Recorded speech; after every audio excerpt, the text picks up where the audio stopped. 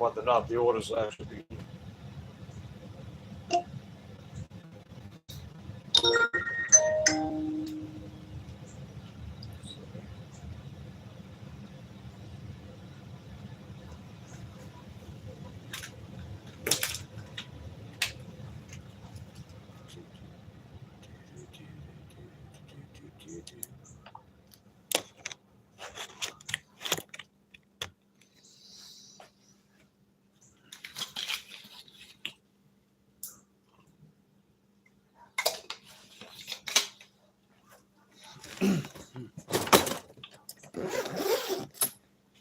Okay.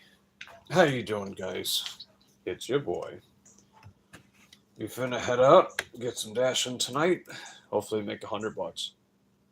Hey, Kapongo. Good to see you. Thanks for popping in. Appreciate you hitting the like button. Oh. Wow, that was fast. We got an order. What do we got here?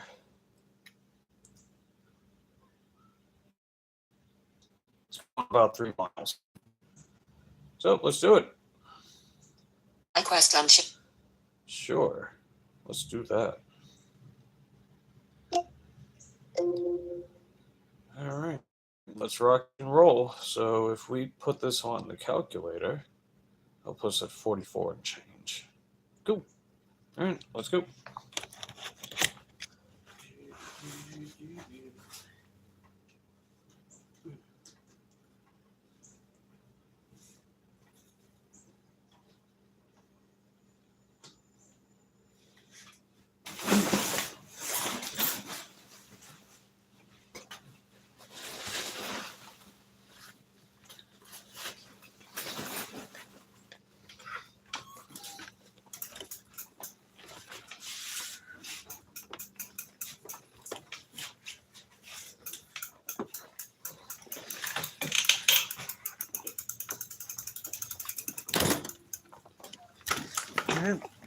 Ready to go, kids?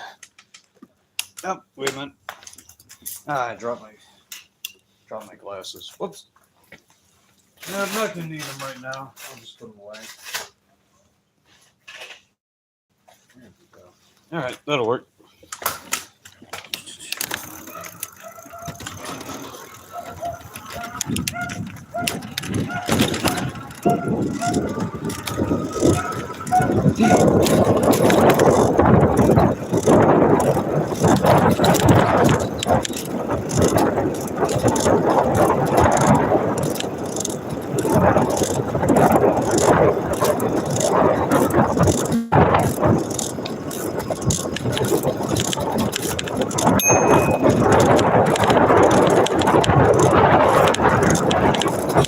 Sonny's barbecue. Hopefully it's ready. You think it's the weekend? These places are busy.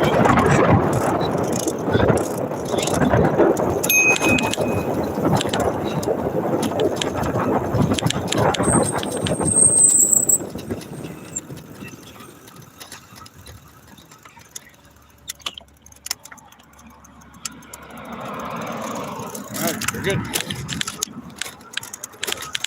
Yeah, luckily Sonny's barbecue.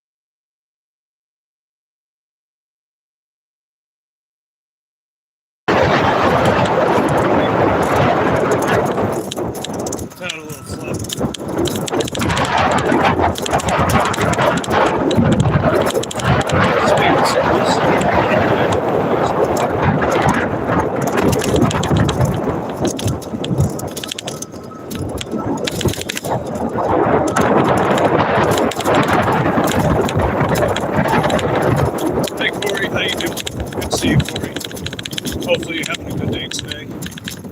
We're picking up an $8.50, 3 mile DoorDash order from Sonny's. I'll be right out. Looks like Dolly sending some floating hearts. Appreciate that. That's heckin' dope. We got Jinsey. Not sure how to pronounce that, from Turkey. Appreciate you being here. But I'm just going to run inside real quick, see if this order's ready. I'll be right out. Don't forget to hit that like button.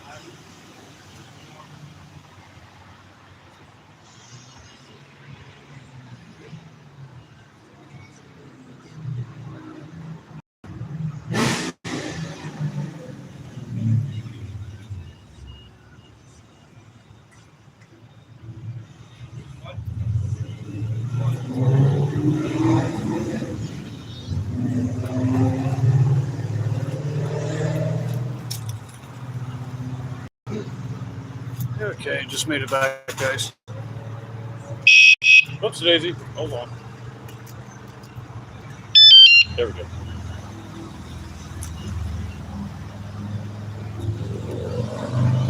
Alright, the drinks aren't sealed, so I'm going to seal them.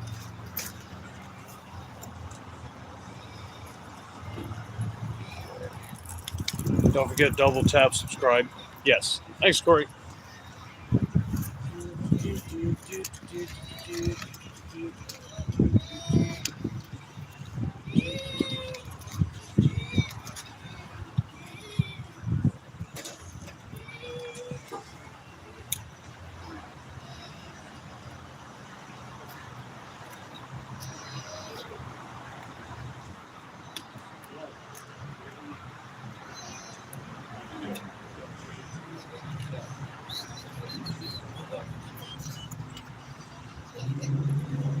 I'm going to put the drinks in the front.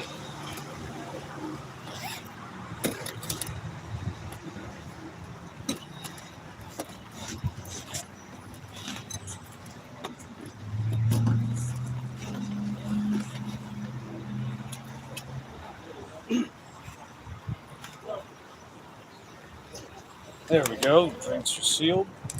That'll just make it less likely for them to open up while I'm riding. Like if we hit a bump or something, you know. But that's how we roll.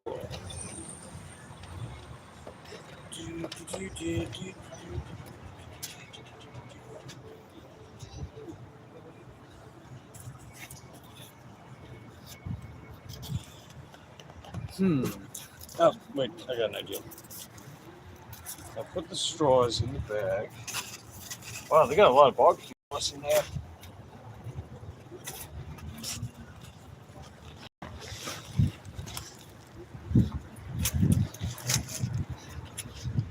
I'll put these in here. This. There it is. Cool.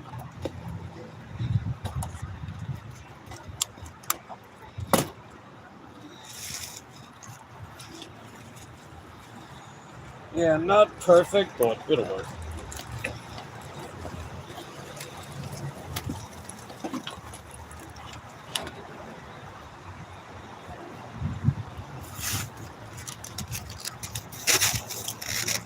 Okay, pick up. Just gonna let custom know I'm on the way. On my way. Cool.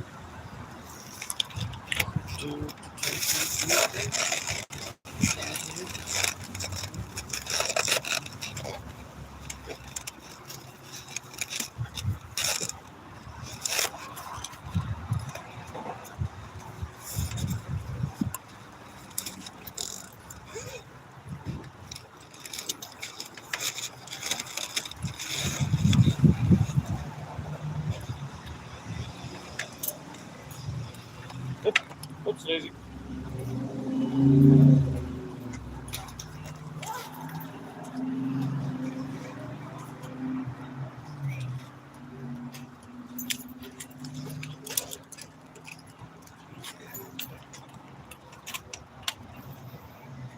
All right, let's rock and roll, kids. Let's get this dropped off.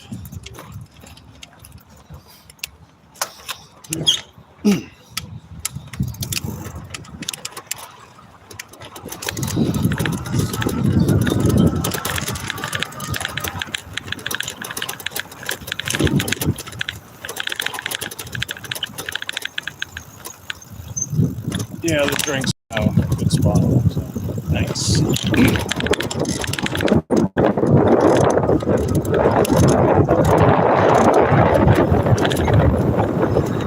So how's everybody doing today? Anybody have special plans? What's everybody up to? Feel free to let me know in the comment section down below.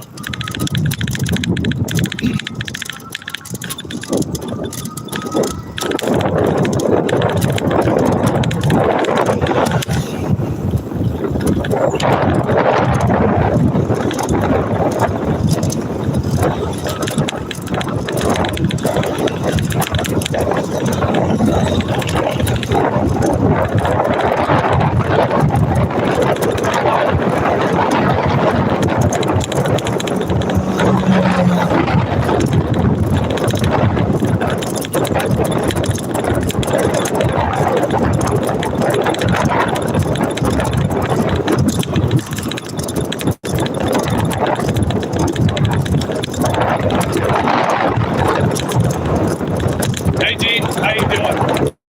Good to see you. How's the day going, Dean? Feel free to let me know in the comments down below.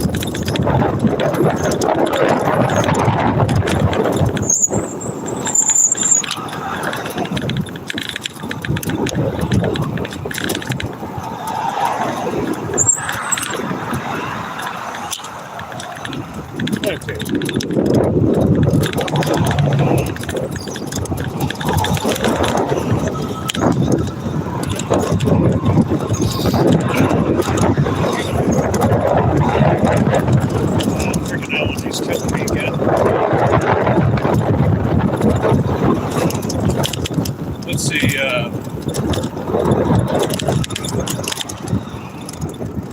Been out on the evening shift hustle, working on this. Hey, way to go, Dean. Hope you pull it off tonight. And Corey says, hi, Dean.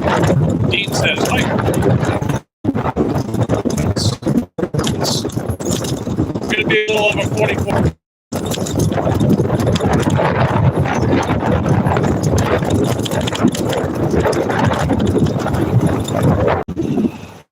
A single, let's go. 3 fucking drivers in a row. Come on, people. What are we doing? What are we doing? I don't care where you're rushing off to. You know, you don't just stop acting like a considerate, decent human being just because you're rushing to. That's ridiculous. Come on, we gotta do better. I know I say it all the time, so it's like preaching to the choir. You know, I mean it every time too. So I digress. Until it happens again.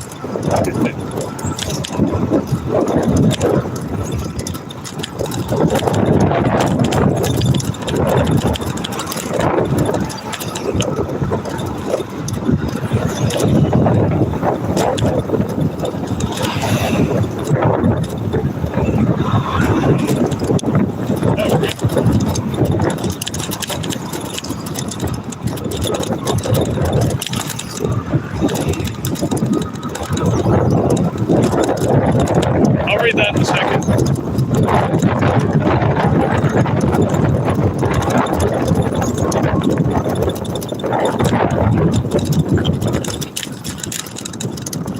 Let's see, Corey says, looks like I might need to replace an ignition coil / spark plug. Bit of a misfire, some leaking fuel. Ouch. Don't you hate when that happens?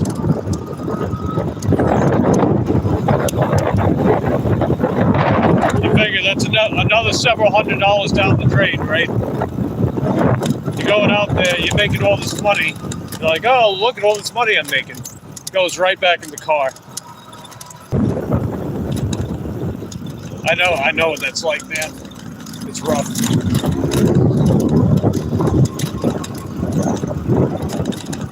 You see, Dean says, ouch, Corey. Yeah, ouch indeed. F in the chat. Hey, what's up, Doug? Good to see you. Get on it, Corey. Jeez. It could be worse, Dean. Good thing I do my own mechanical work. Hey, there you go. Yeah, that's good to hear. Yeah, being your own, that's a lot of money. But you, the most expensive, so they're trying to milk it. And that's how they make their money. That's exactly how Firestone does it. A lot of these other places too. It's ridiculous, dude. It's like you can find yourself taking 5-6 hours waiting on a tire to get change for your car. And then several $100s later, it's like, how the hell did this happen? Well, it's because it took them 5-6 hours to finish the job. Something that would probably realistically take, what, 20-30 minutes maybe? Hey, Cole, good to see you. Hold on a second.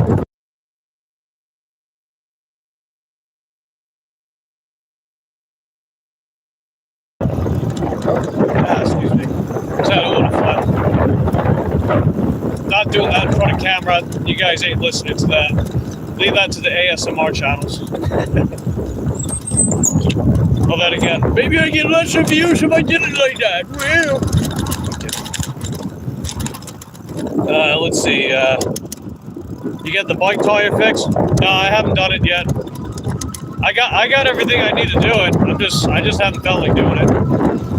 I'll probably do it Monday or Tuesday because the weather's going to be colder. So that'll give me an excuse to have like a half day or even just take a day off. I don't really feel like it. That's pretty much how it is. I don't really feel like it. Corey is handy, going to fix it himself. There you go. Good stuff. You want me to go live, don't you, Doug? What's up, Cole? Cole asks, did you find it? We're about to find 1163. We'll find it. will find it.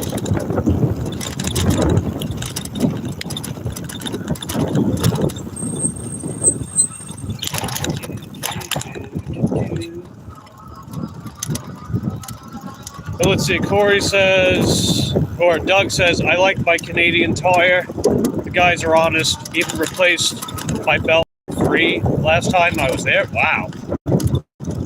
That's hospitality if I've ever heard of it. Jeez. Or as Louis Marker would probably say, hospitalities, baby, please.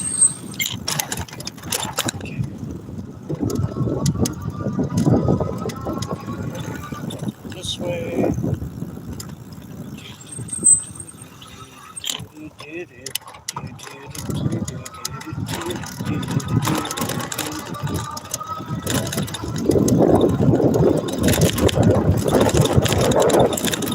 Let's see, Corey says that's very nice of them. Yeah, that is quite nice. That was very nice of them, indeed. I agree. Hey, what's up, Jack? Good to see you. Hope you're having a good day so far. We're on our way to drop off this Sonny's barbecue order. $8.50 for about 3 miles. So not too bad. It does take us closer to McDonald's, the northeast one, and not too far from Titus Landing. So that might be a good spot for us tonight. We'll see what happens. Hey, what's up, Ox Donkey? Good to see you. Hope you're having a good day. Doug says they are good guys for being a corporate business. Yeah, especially. Jeez. So you are live now? Oh, is that the British short hair exposed?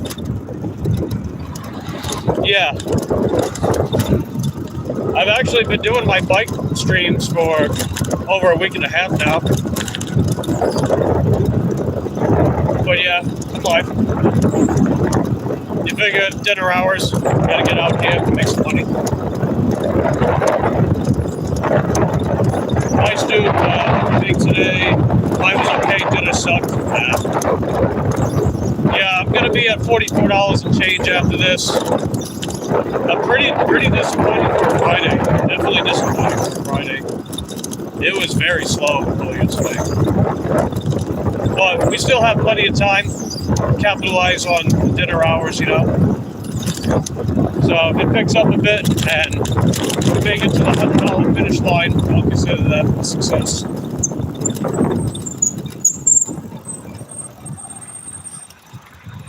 Okay, we're getting there.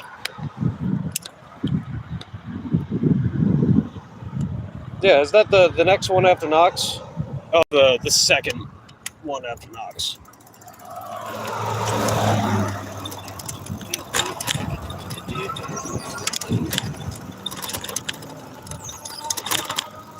Let's see. British short hair says she's more exposed than you. Yes, I guess. Jack says, thanks, man. Hope you and everyone else doing well. Yeah, I'm doing all right. It's an all right day. Let's see. Doug said I quit with 67. Ooh, ouch. That's rough. For a Friday of all days, too. That's crazy.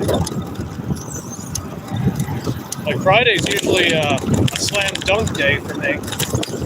It's actually the slowest day, which is weird. Out of the past, 7 or 8 days that I've been making $100.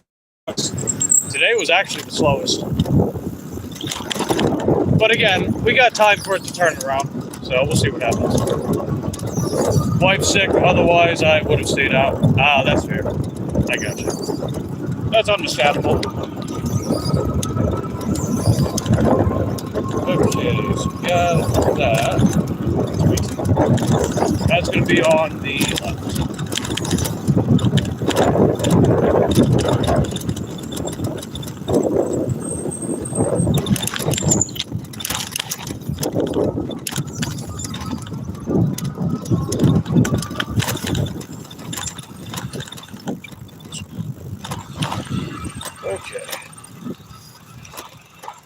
let's see. Doug says lunch was good, 52 or 53 in 2 hours. Hey, there you go.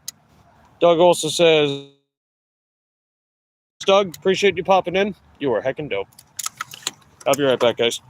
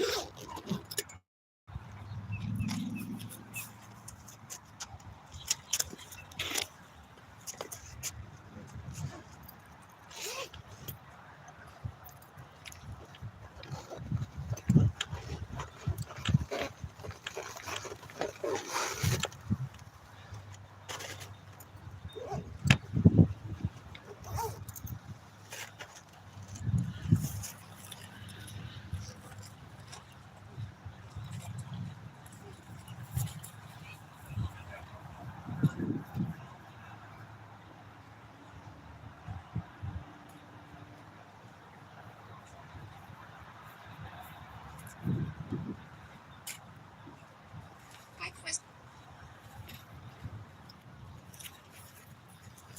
Okay, that's done. Nice. Oh wow, we got another order already. Alright, let's check it out. Oh, hush, hush. Oh, okay, it's pretty good. So, 675, mile and a half from La Marimba. So let's head over there. Put another 675 in the bank. Hold on a second.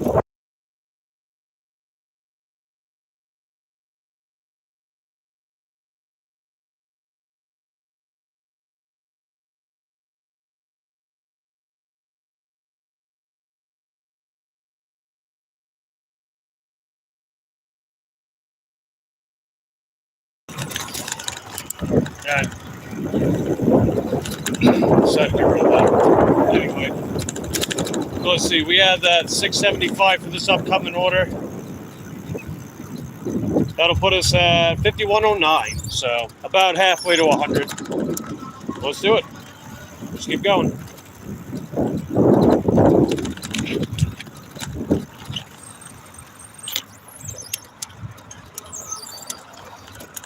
Hey, how's it going, Cassandra? Good to see you. Thanks for popping in. Cassandra says, dropped off a Walmart order, $33.10. Oh, 33, 9 miles, you could say 8. Hey, pretty good. Yeah, that's a pretty good order. Very nice. Hey, what's up, Lane Sharks? Good to see you, buddy. Appreciate everyone popping in so far. Just don't forget to hit that lick button. It's the one that's shaped like a thumb. Hope you guys are having a heckin' dope day today. Appreciate you being here.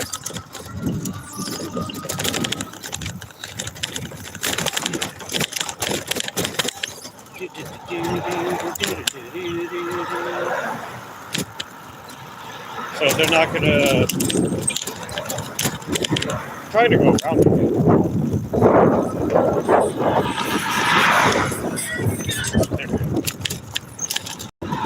Yeah, couldn't be bothered to move the bike lane, I guess. Oh well.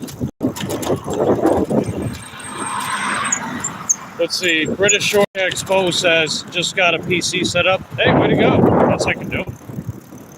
That is heckin' dope indeed. Let's see. Cassandra says, thank you, my car's full. Dean says, hi, Cassandra. Jack is sparking. 1.6 miles, 1913, 8 items, box of booze, some jeans. Nice. I'm going to run there, see if this order's ready.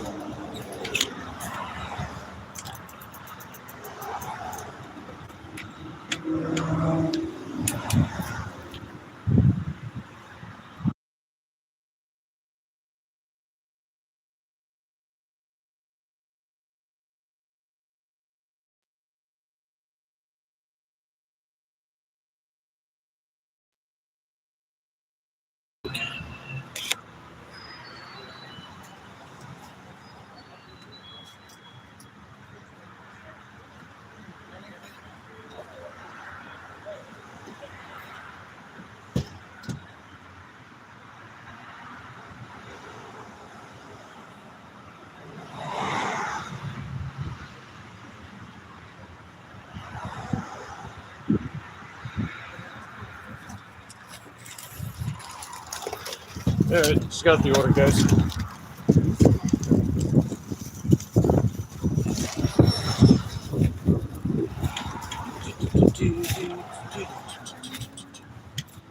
Okay, verify the items.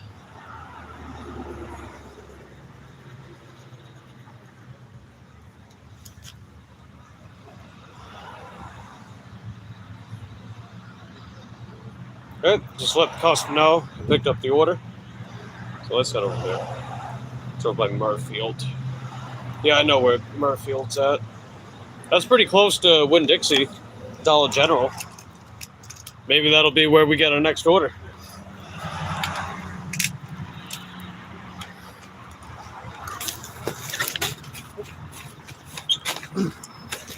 Dirty.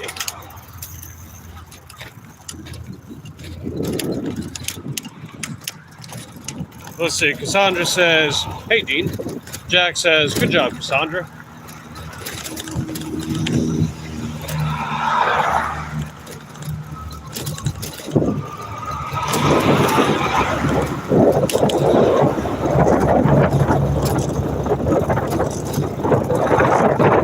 Yeah, I think we're still going to pull off 100 despite a slow day.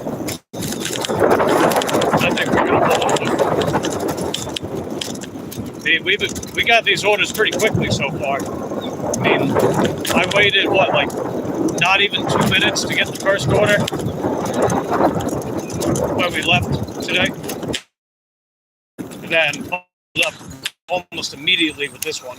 And you figure I come out here 5 to 9, 5:30, 9:30, 6 to 10, whatever it may be. I want to stay as busy as possible. Whatever time period that I come out for, and for how long, I like to fill time with as many orders as I can, you know? So if they're sending me orders, if they're reasonable, I'll take them, because I'm filling in that time, and I'm making my money.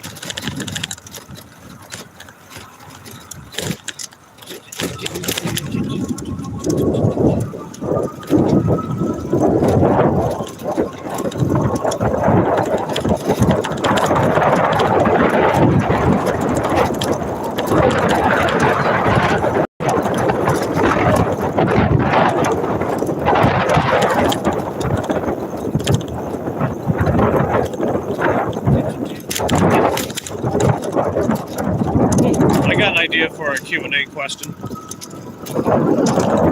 It'll show it. See, it's like, I gotta wait for a pop-up for me to do it. What are you in such a rush for that you gotta go around like that? I mean, it's a stop sign. You're gonna have to stop at it. And it's like 20 feet ahead.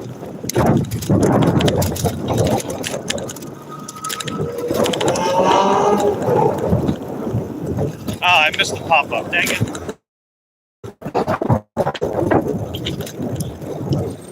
I hope that was worth it. Made no difference.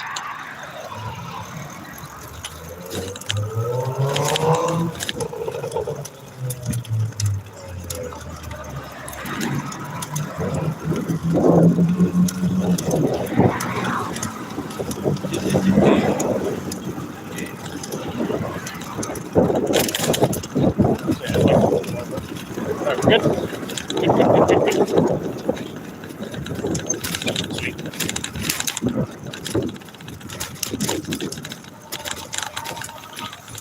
Oh, Jesus. Wow, good job looking. You totally saw me behind you, right? Yeah. Another jackass racing to get home, and it does nothing. It doesn't do a fucking thing, pal. It doesn't do a goddamn thing. Not even a turn signal either.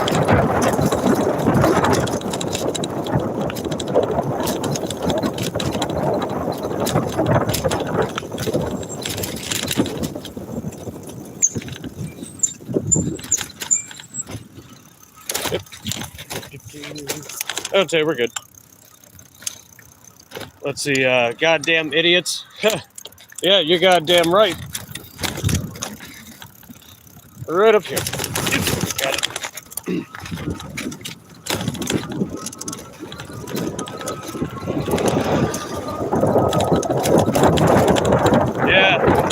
anybody comes to this side of Florida, good luck. Deal with these bastards on the road, especially this time of day. Even I have to deal with them. So what does that say, you know? Hey Deb, how's it going? You saw your first electric bike dasher here today? Oh wow. Maybe it was me in disguise. Wait. No, I'm kidding. Let's see if it's pulled over.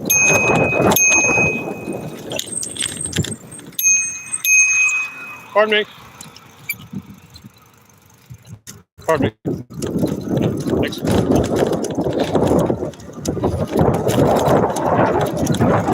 Let's see. British Shorthair says meow. Yes, that is correct. Meow.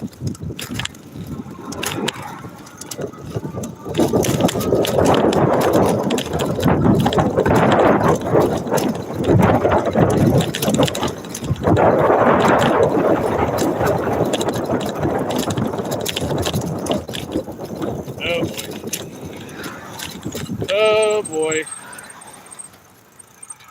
Oh boy. Not gonna let me cross? Thanks for nothing.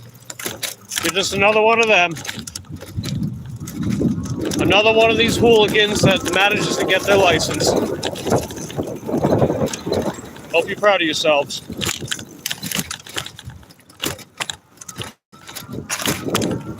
Hope you're having a good day today, Deb.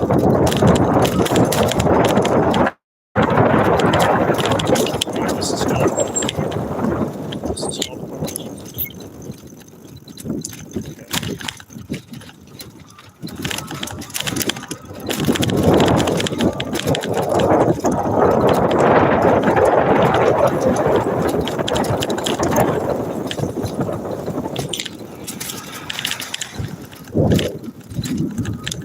Oh, I was wondering what that was. It was a bird. I thought it was my disc rotor scraping up against the caliper because the latency was the same. But no, it was a bird, just squawking bird up in a tree. I thought that was funny.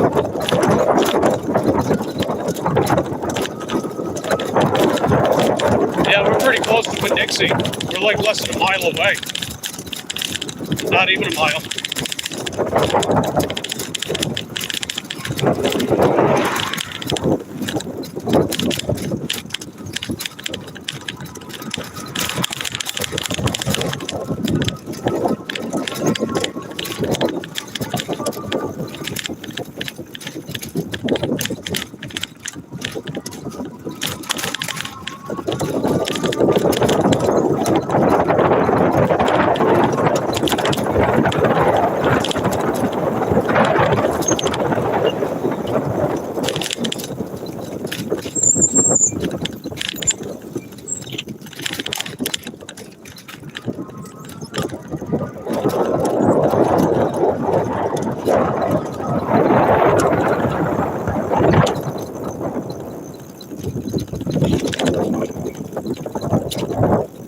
Yeah, we're almost there. We're almost there, guys. We get this bad boy dropped off and see what DoorDash sends us next. I was going to put it back on. DoorDash keeps sending me decent stuff quickly. I'll just keep going.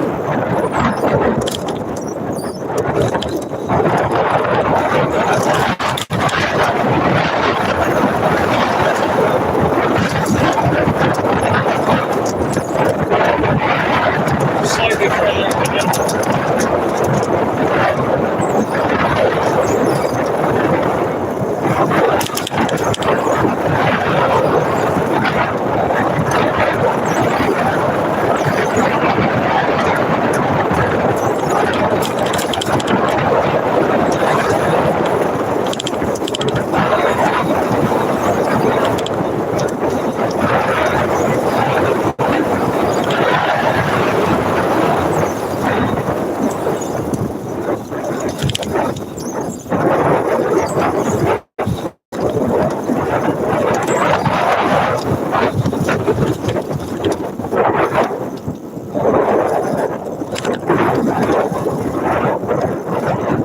I'll be right back, guys.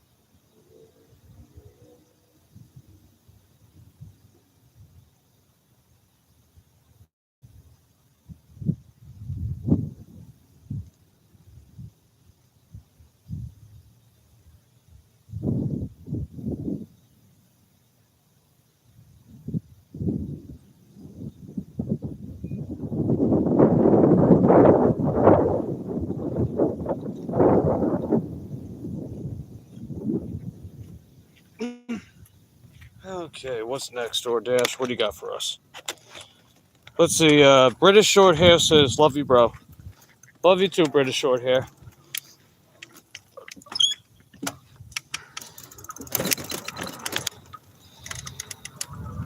Okay.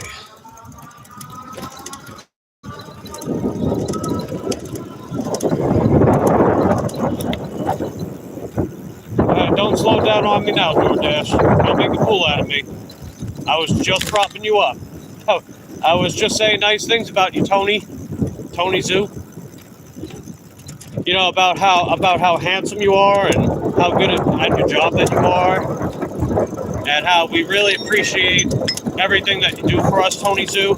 You hear that? Mike's selling out, guys. That means I'm gonna get invited to DoorDash HQ. All right, let's see. What do we got? Oh, what they want me to go back here? I mean, it is $14 though. Same customer. That defeats the purpose of coming here, though. Like,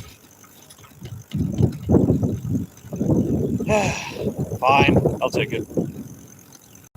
All right, let's make a U-turn.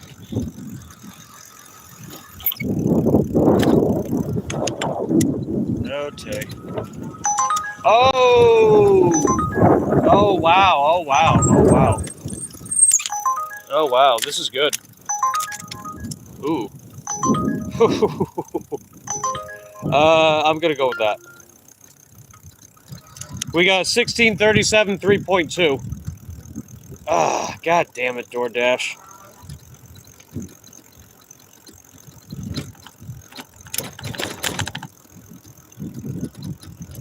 Okay, 1637.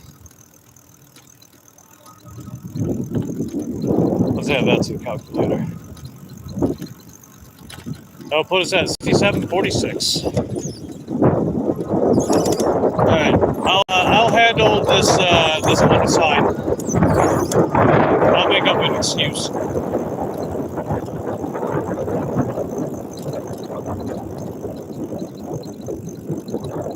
But yeah, we're gonna head towards the other place.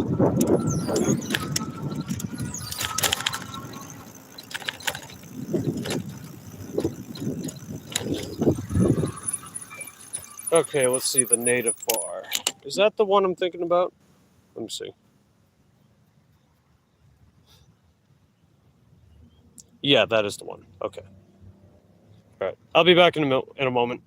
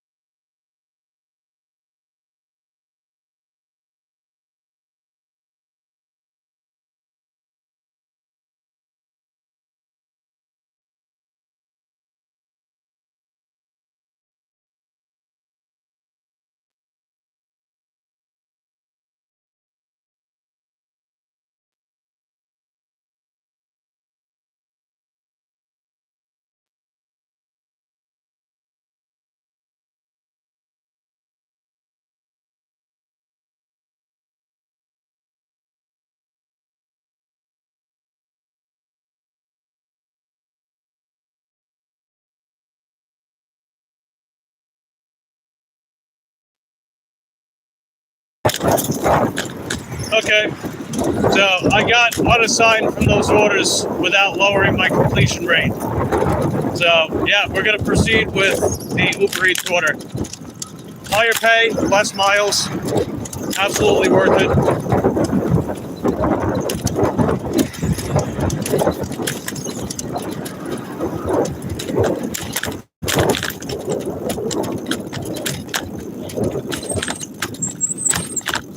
And if you guys want to be able to unassign without lowering your completion rate, don't go to the I have an issue or store has issue option. Go to the helpful resources, chat with agent, and select that option with the bot. It'll unassign you without affecting your completion rate. I don't know if you guys do that or not, but it works. I did it just now.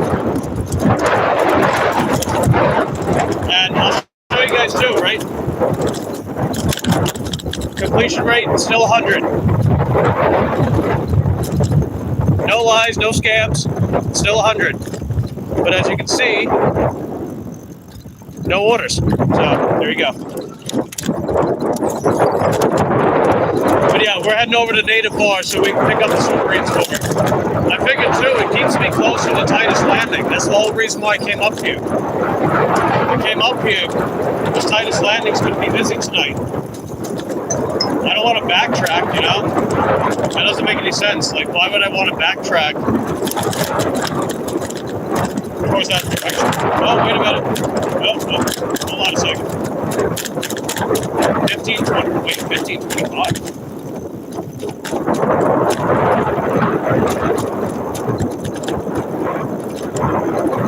Where was that from? Because the first order was... Hold on a second, let me check. What was that? The math seems off. Okay, no, never mind. No, that's correct. Never mind. All right, we're good. Okay, so yeah, we do this Uber Eats order. It's going to put us at a little over 67 bucks. So another $33. We cracked 100 tonight. So let's heck it go. British Short Hair Expo says, we are not holding emotions back. We are proud of it. Yes. Let it be known that British Short Hair is heckin' dope. Okay, we're good. Sweet.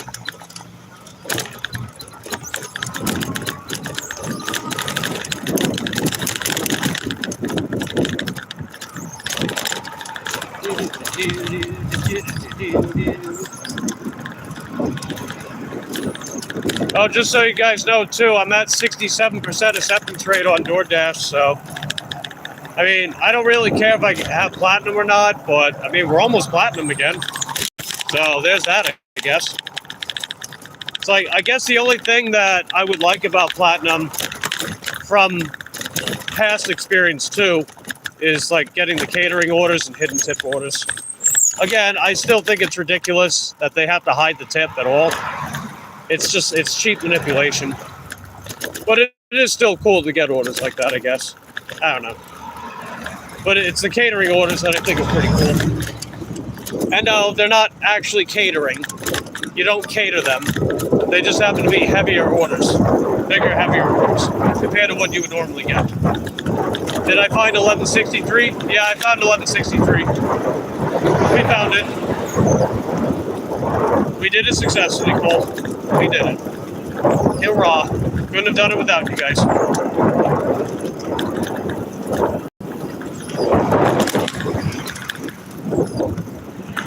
Then Cole says, noise. Yeah, noise indeed. Very noise.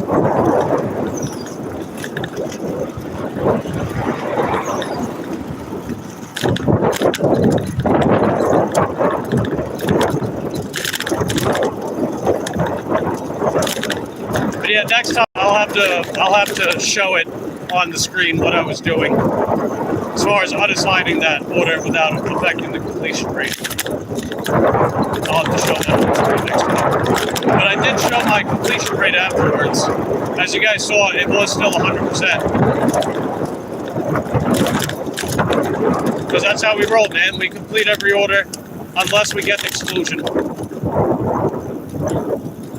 With exceptions to an exclusion, we complete every order we take.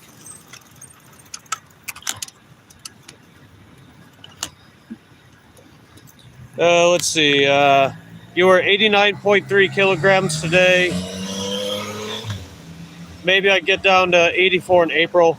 Oh, you could get down to 84 by March. It just depends how much you push for it.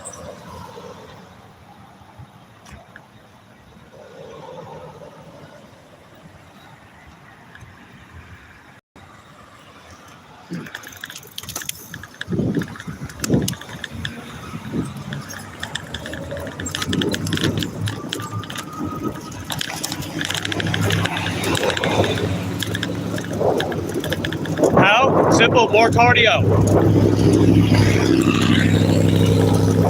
It's a lot easier than you think, Alf. Losing weight's a lot easier than you think.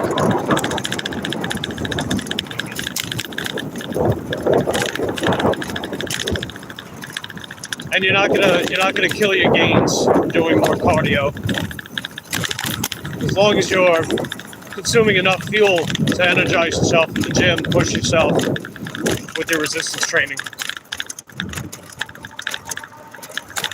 2 lateral raise, 2 shoulder press. Yeah.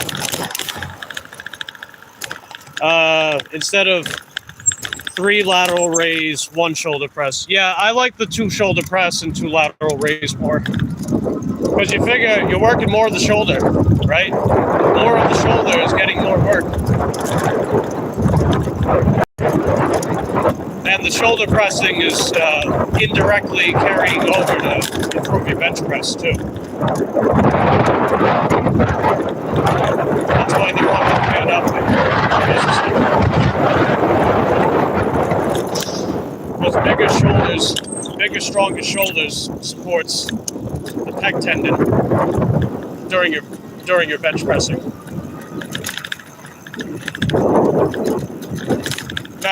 You and Massive Iron think alike. Oh yeah, we certainly do.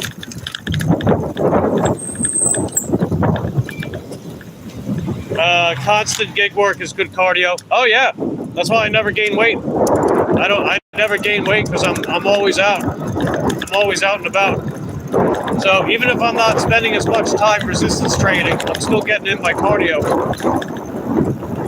And that's not including like what I do when I'm not specifically gig working, but a lot of my cardio comes from gig work. It's like what I always say, it's basically a paid hobby. I get paid to make and deliver food. What more could you ask for, right? I'm paid to ride a bike and deliver food. It's freaking awesome, dude.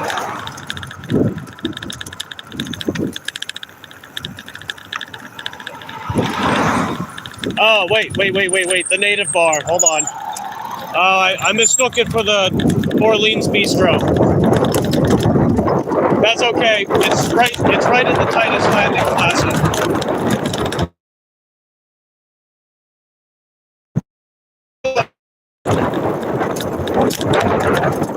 Because I'm adamant about being on time as well, as you guys have come to know.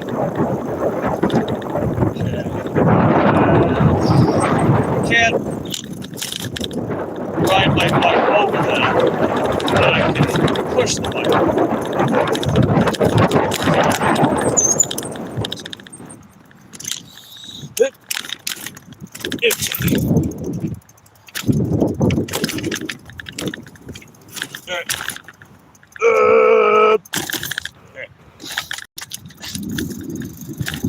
Let's see, so cardio later before I sleep. Yeah, pick any time that you can think of where you really have nothing better to do, or you can pick one of the hobbies that you might do and also do cardio alongside it. Like maybe if you got to do stuff online, for example, you can do that while pedaling some more on your stationary bike. Just a food for thought with that.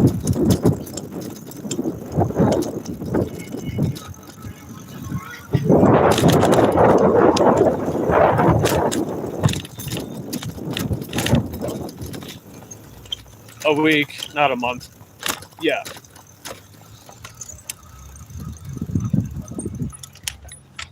All right, I'll be right back, guys. We'll see if the order's ready. Bring guys up here.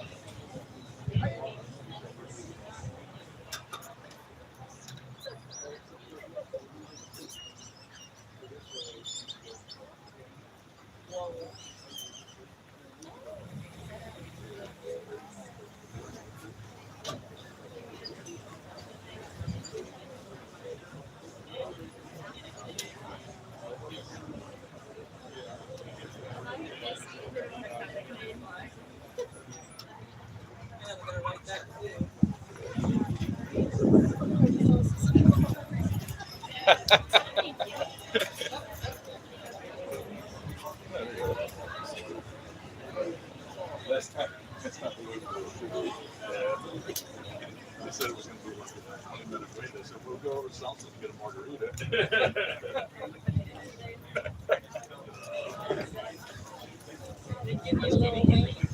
Yeah, I've never been there. 20 minutes. It's not too It's bad. just so used to elves stuff. Yeah.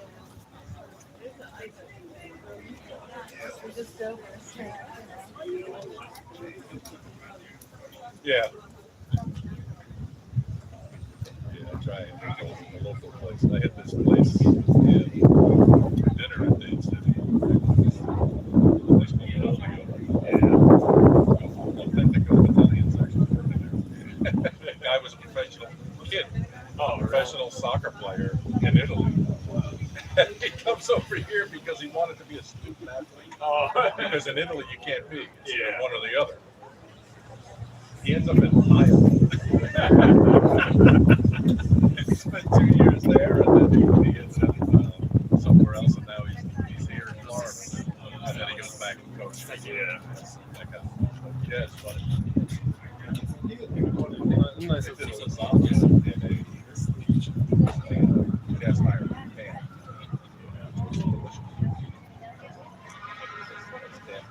I think I like that better than mine. Oh, really?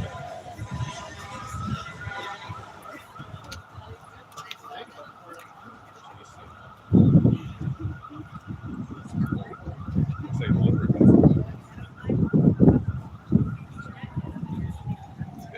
It's right there.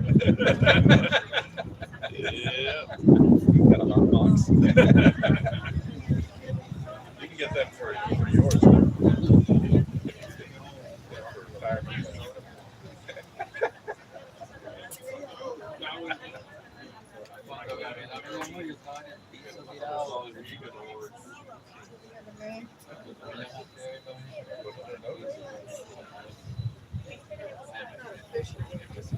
Well, yeah. Fair warning.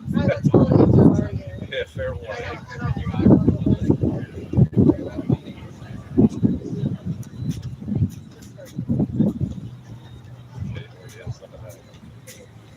I'm not telling them that I have to go because I was reading the fine print on the sweater. Yeah. And it says if you don't want to plan or if it's if you're on notice. And I'm like, I got to check what they tell. That means I've given notice, or that means I don't give one notice. Right. Yeah. Because otherwise, I'm going to tell you the day after. The check clears. I had talked to my cousin and he was saying he turns 59 today. I said, yeah, you might be last year. He said, then it gives me some options.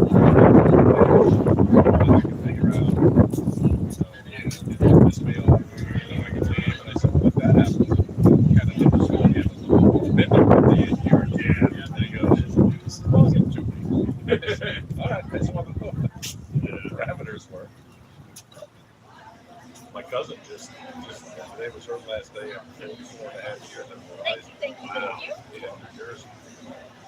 They laid a shitload of them off in December. Yeah, she was able to stay on until now. I don't know why. Yeah, she's like that for 2 years, so she's died. 4.5 years of one job. Couldn't do it. That part I didn't like that much. Yeah. Especially with all the changes that they've made. Yeah. I mean, yeah. But her. Even the high top? Her brother worked for them. They all got stuff. Yeah. Did pretty well by staying with them.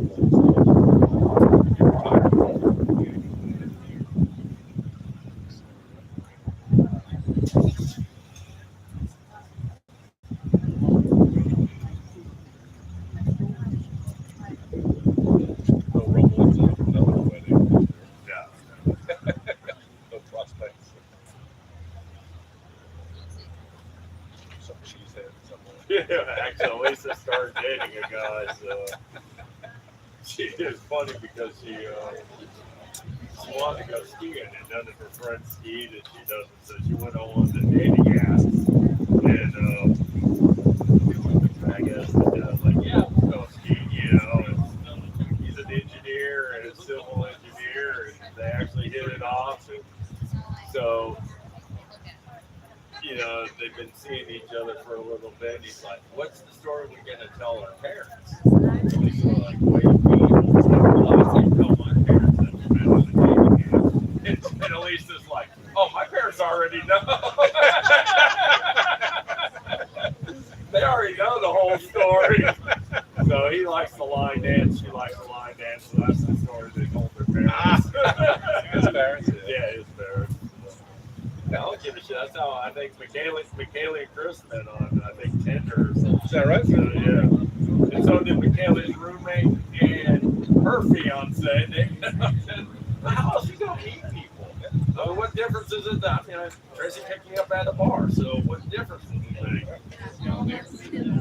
Yeah. I mean, But how you think? right.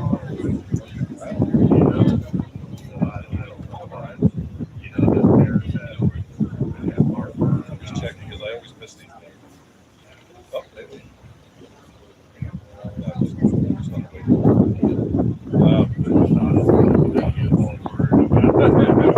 didn't see were his parents religious or something? I don't think so. It's an odd thing. Yeah. Just scared. No, it's the Midwest, they're a little. I don't think they party with their kids like we do.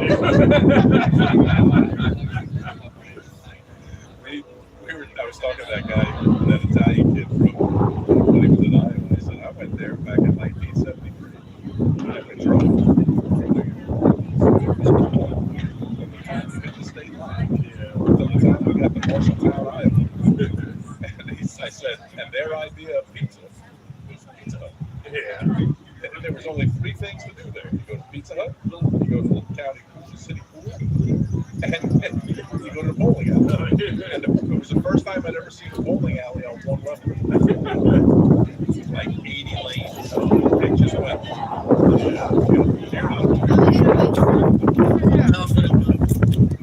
Bowling alley by me was 2 stories. Oh, really? Yeah. Every bowling alley out there just one story. 2 stories in the city. Yeah. It was 2 stories. And that's a lot of real estate. Yeah. So it was 2 stories. And I think there were.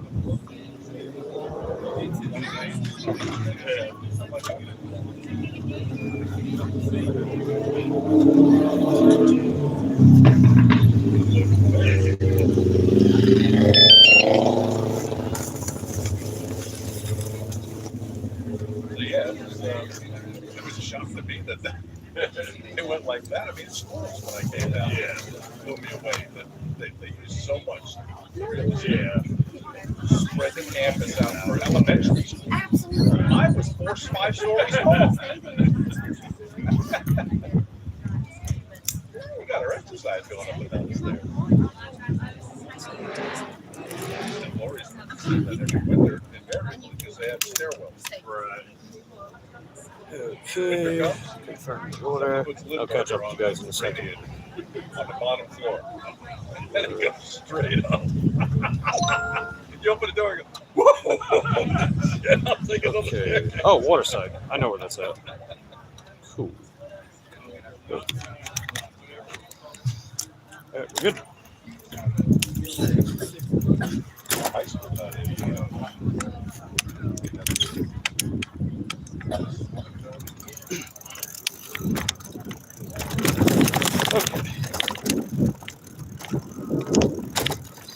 Hey, Hero, how's it going, dude? Good to see you.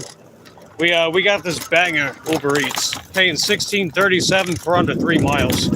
It did take a few minutes to get the order because this place is always busy, and yeah, it takes a few minutes to get the order. Let's just say, but it's still worth it.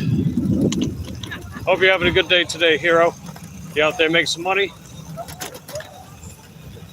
We're hoping to crack $100 again. The daytime was actually probably the slowest of the past week, surprisingly. I'd say it a lot for Friday, but it's pretty busy right now, so that's good.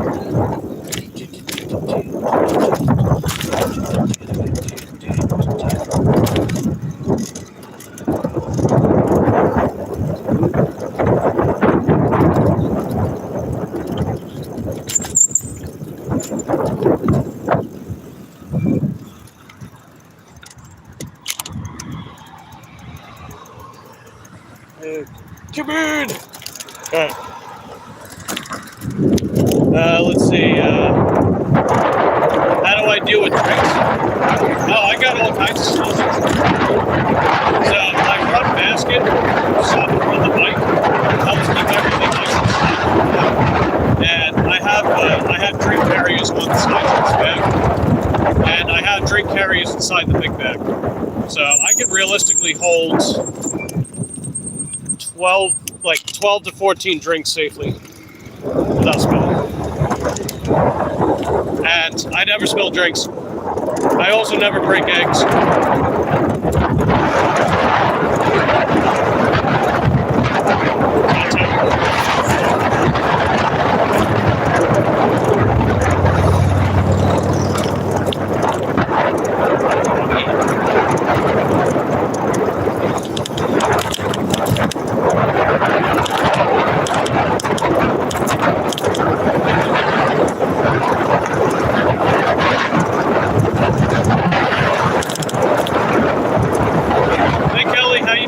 Good to see you. Just dropped off Uber Eats order. So just stay at maintenance and the gains will come. Well, here's the thing, right?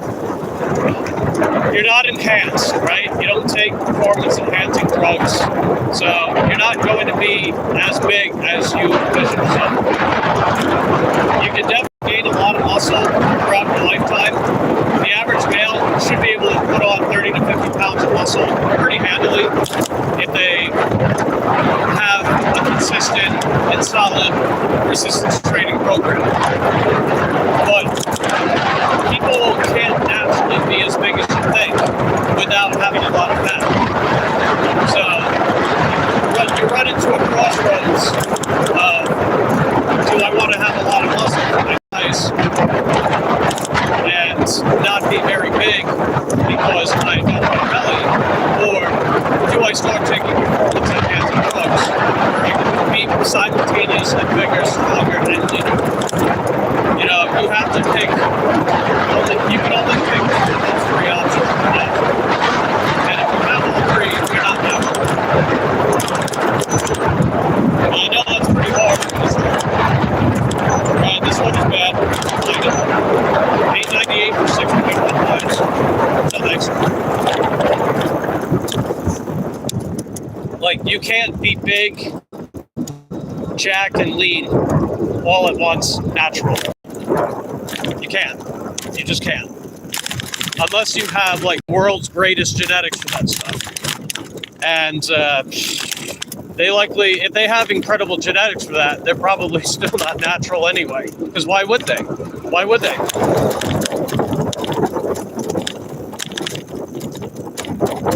like, if you want to lose, you know, you got a belly, you want to lose it, you're going to have to lose a lot more weight than you think. You might have to lose upwards of 20 kilograms, dude. You might have to lose upwards of 20 kilograms. So you figure 6 foot tall, probably weigh about like 135, 40 pounds. And I know that sounds rough, but it is true. It's true. If you want like just a lot of that belly gone, you're gonna have to lose a lot more weight than you think. Or you just kind of put up with it. Oh, hey, this is pretty good. All right, we got way back burgers, $11.50, 3.8 miles after I drop this off.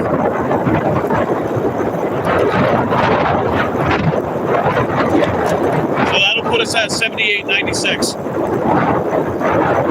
Abs, so cardio. Oh yeah, you definitely gotta get. You definitely gotta get cardio. People hate doing cardio. People are like, oh, you know, build muscle, skip cardio. Right? Like, nope. Nope. If you look at all the bodybuilders that compete, they all do cardio.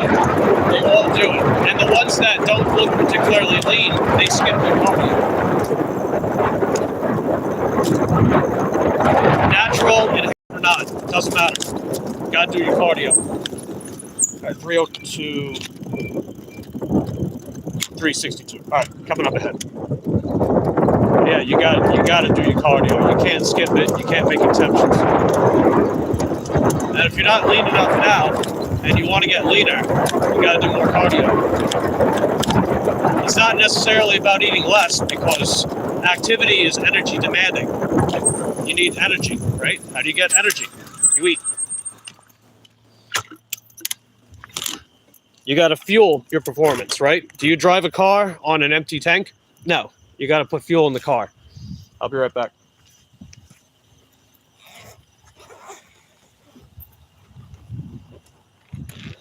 Ah, shit. I fell over. God damn it. They didn't tie the bag properly. Damn it. They didn't tie the bag properly. I hate when they do that. They hand me a tied bag. They don't even, like... Have they ever heard of double knotting? Seriously? I double knot every freaking order I get. Hope this didn't... God damn it.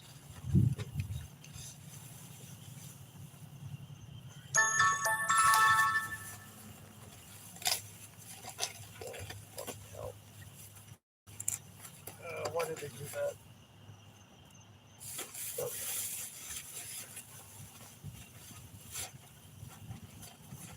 Okay, there we go, perfect.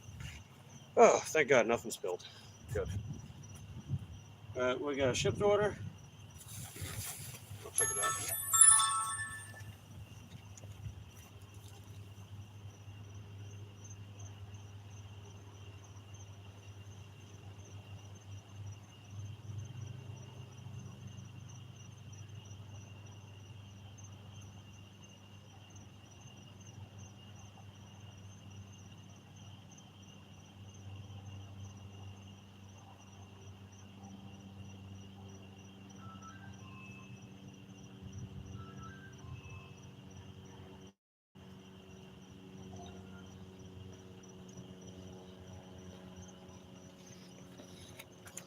Okay, let's go to Wayback Burgers, pick up these other orders. Let's see, slow bulk. For me, a slow bulk makes more sense. You gain fast. All right, well, let me ask you this. Have you slow bulked before? And if so, how well did it work?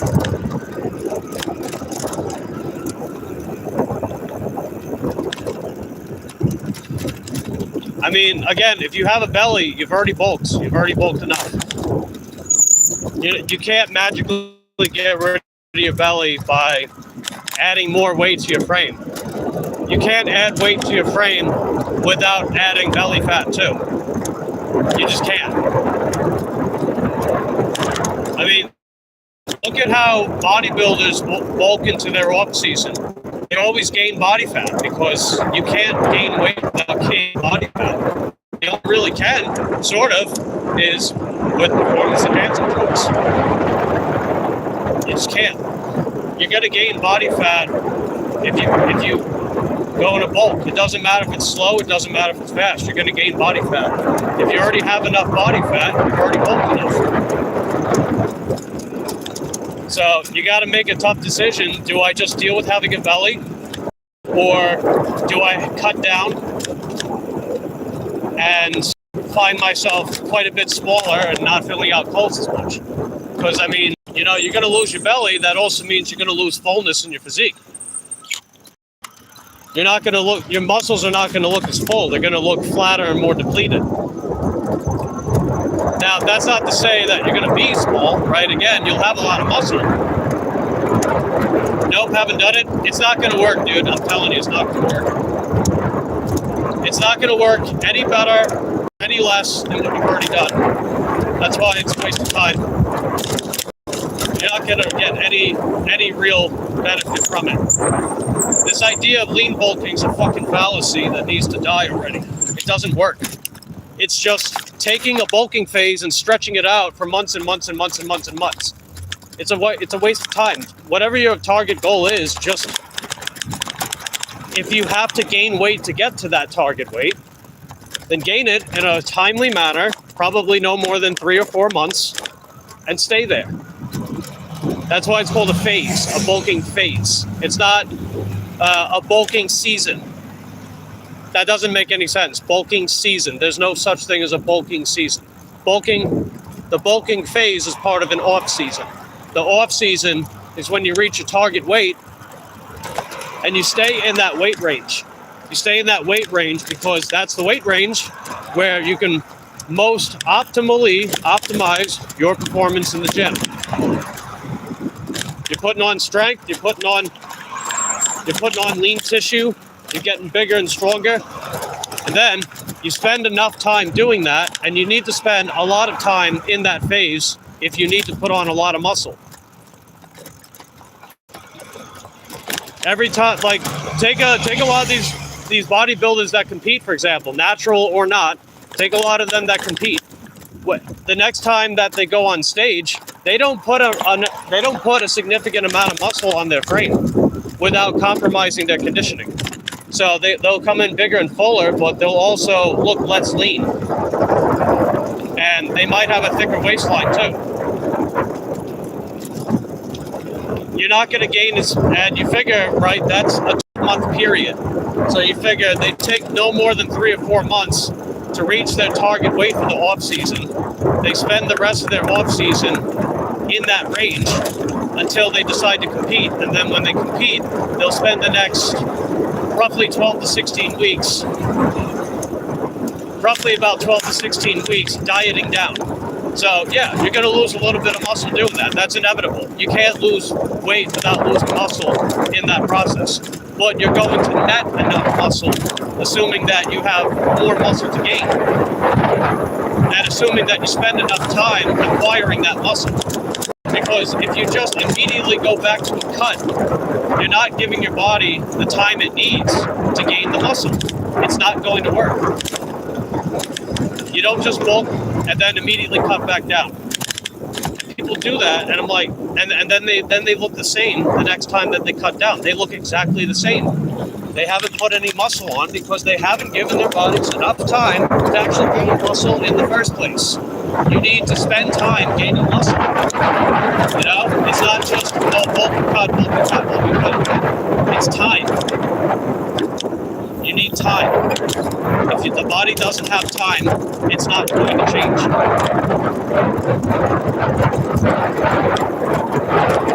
You stay at maintenance. So get rid of that word maintenance. That word is bullshit too. But again, it's a phase, right? There's phases. So you have a bulking phase if you need to gain weight in your off season, right? And then once you've reached that weight, you stay at that weight. So yes, is it by definition maintenance? Yes, but that's implying that you don't make any gains. So that's why I don't say maintenance. because maintenance is just maintaining something you already have. But that's not how the off season works. The off season, you've acquired new tissue onto your frame because you spent a few months gaining weight purposefully, right? You purposely gained weight for a few months, and you're using that newfound tissue to recomp your body because you're getting bigger and stronger in the gym. When you give your body enough time, you give your body enough fuel during that time, you're going to get noticeably bigger and stronger. So the next time that you actually do cut down, you're going to look more impressive. You might even weigh the same, but you might look bigger. You might look even leaner, more jacked, because you've given your body enough time to actually acquire that tissue. It takes years and years to not just build the muscle, but to season it, to season the muscle. And it takes time to do that. That's just how it works. So use another word than maintenance. Yeah, just get rid of the word maintenance. Because again, the word maintenance implies that you're just maintaining what you already have, which defeats the purpose of bodybuilding. Because it's not the same thing. Then my body will from the fat if I stay around 85 kilograms. So I've been telling you this for a couple of years now, Wolf. The thing that's going to take fat from your body is cardio. You need to do cardio, and you need to do more of it. You're not doing enough cardio.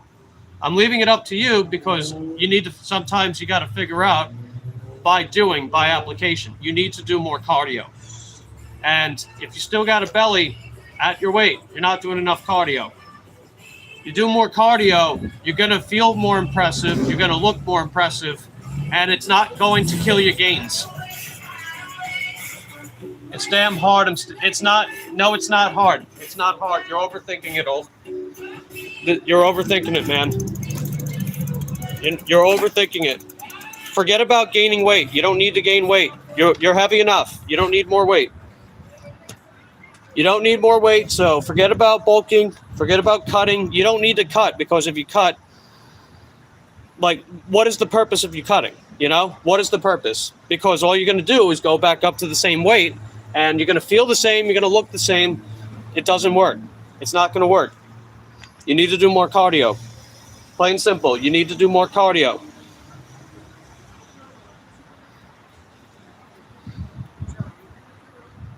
It's that simple. You need to do more cardio. And like I said, it's not going to kill your gains. Cardio doesn't kill gains. Cardio makes you look more impressive, makes you feel more impressive.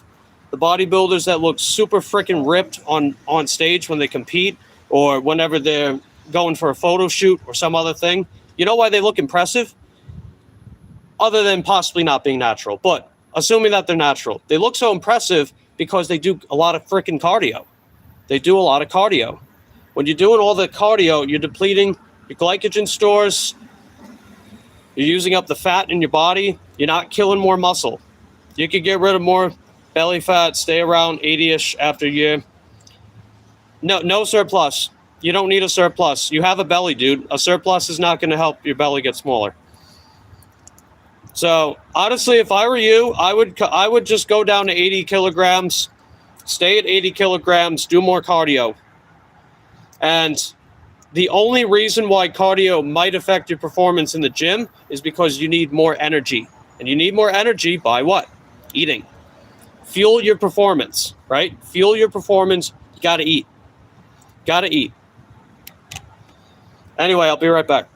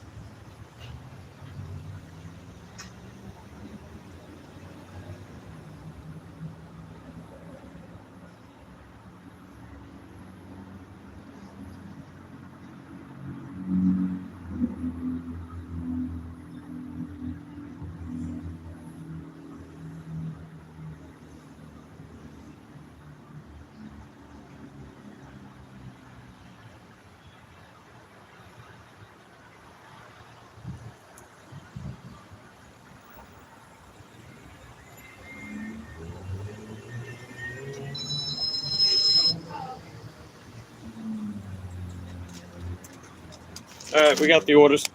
Well, the one order. There's another order. Let's say I get 80 kilograms.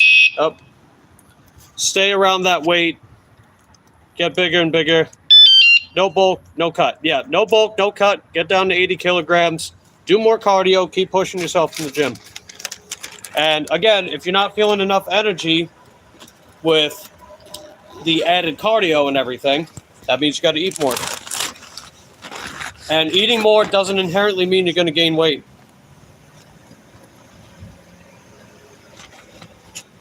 I mean, ultimately, like, I see your calories, man. Your calories are too low. And more calories doesn't mean you're going to get fat. Again, you need fuel to fuel your performance, right?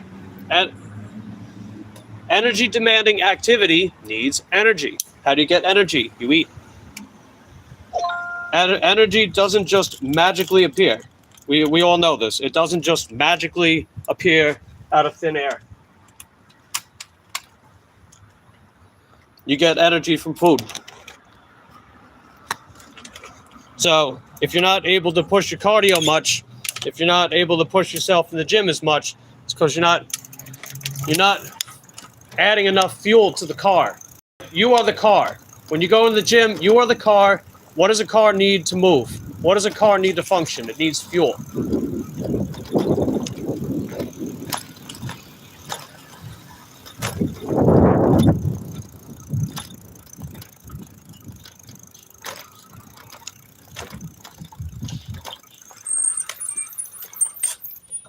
Let's see. I will get bigger, staying around.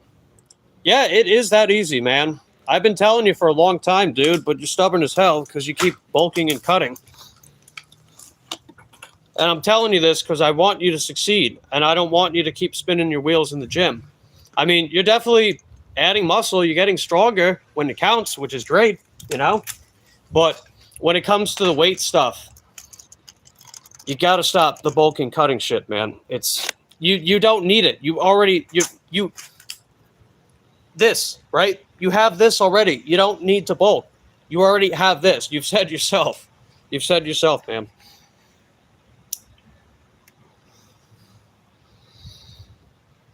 And don't cut unless you have like a really, really good reason for it. It's that easy, and influencers, YouTubers don't No, it's not that they don't understand. It's that they're grifting you, man. They grift. They're grifters. They got to sell you shit. They got to keep you on their programs. Why do they do that? How do they do that? Bulking cutting. They tell you to keep bulking cutting, so you keep buying their fucking programs and stupid supplements. They do it. It works. This works. I'm telling you, it works. It's that simple. It is that simple. More cardio. More cardio. And when you're doing more cardio, you can eat more. You become a better butter burner when you do more cardio and you're feeling your performance without even needing to gain more weight, without even needing to cut down in weight.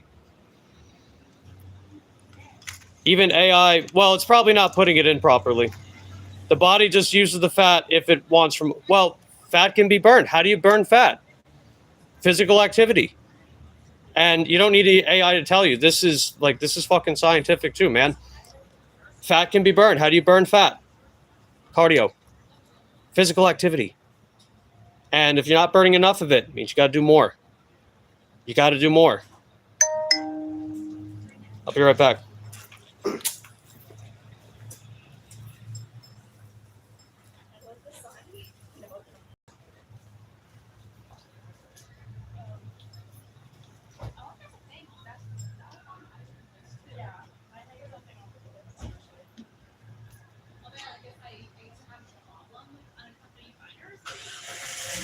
Well, what was that? A few weeks ago?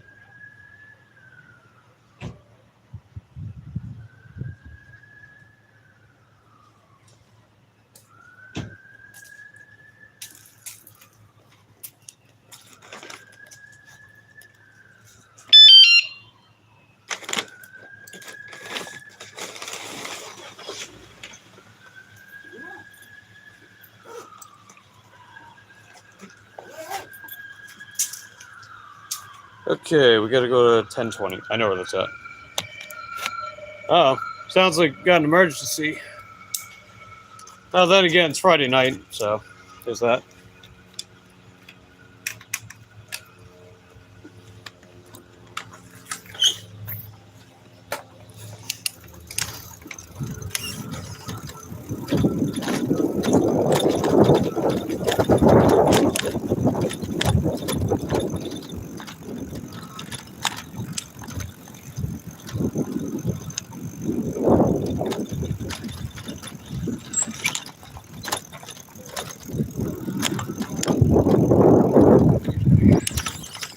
All right, let's rock and roll, kids. We drop these off one by one.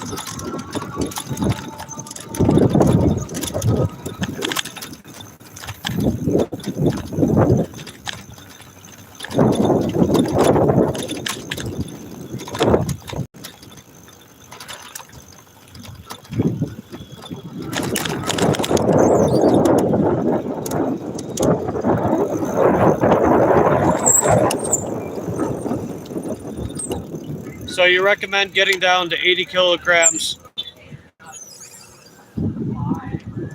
No, you're not going to lose muscle cutting down to 80 kilograms. You're not light enough to lose muscle, dude. And one important thing to remember too is that no matter how impressive someone might look, unless they're truly shredded, they might not have as muscle as they think. Muscle takes a very long time to build, dude. Muscle takes years, like actual years and years. It takes years and years to build muscle. It can take months to gain fat, but it takes years and years to build muscle. So however big that someone might think they are, when it comes to being muscular, you know, you might have a good amount of muscle, but you might not be as muscular as you think. The only real way to find out is to cut down more than you think. That's the only real way to know. And guess what? You're going to cut down a lot more than you think to see just how much muscle you really have. But I don't want you to do that, because you don't need to. What would be the point? You know, like, unless you've got some kind of, like, genuine reason to cut down, and to cut down more than you think, then don't worry about the cutting down. And again, if you already have a belly, you're already full, right? If you already have a belly, you're already full. So you don't need to do that either. The belly's not going to magically go away, bulking back up again. It doesn't, and the belly doesn't magically go away if you only lose like 5 to 10 kilograms. Like, yeah, it might look a little smaller, but it's not going to be as big of a difference as you might think. It really isn't. And forget about this AI shit. AI guesstimates. They take Reddit posts and say, oh yeah, this and that. And plus, AI comes up with different answers. All you gotta do is just type the prompt again, change the prompt, and using different answers.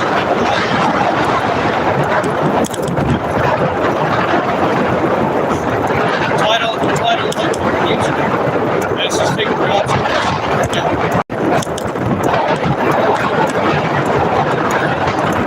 Just take the job and steal it out. So that's why I suppose and that's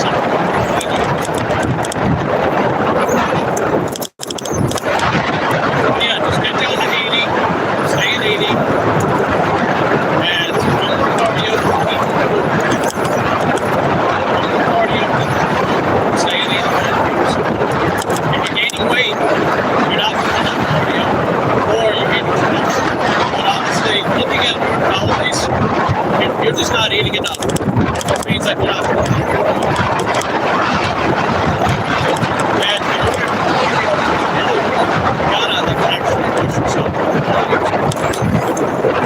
and I'm not saying it's got to be super intense, but, you know, if you ain't sweating, what the hell are you doing? You know, if you're not sweating from what you're doing as far as your cardio, then that's the equivalent of walking to the grocery store. Because you figure cardio is physical activity, as is resistance training, right? And it's supposed to be physically exerting activity where you actually feel something, where you can actually progress with it. You know, people just think about, oh, well, you know, let me do my 3 sets, blah, blah, blah, bench press, try to add 5 kilograms to the bench per week or whatever. It's like, okay, well, what about your cardio regimen? What are you doing as far as that? What kind of progression scheme do you have for your cardio? Anything? Most people it'll draw a blank. They're half-assing their cardio or they're skipping it completely, and they wonder why they don't look all that impressive. Because there's too much fat covering up all the muscle that you gained. There's too much fat, dude. There's too much fat, excess glycogen and water that's covering up that someone's trying really hard to gain over years and years. You really want to see it, you got to do more cardio. And this is, I mean, look at every bodybuilder that competes or has aspirations to compete. They all do cardio. Every single one that is serious about showing off their muscle and getting leaner, they all do cardio.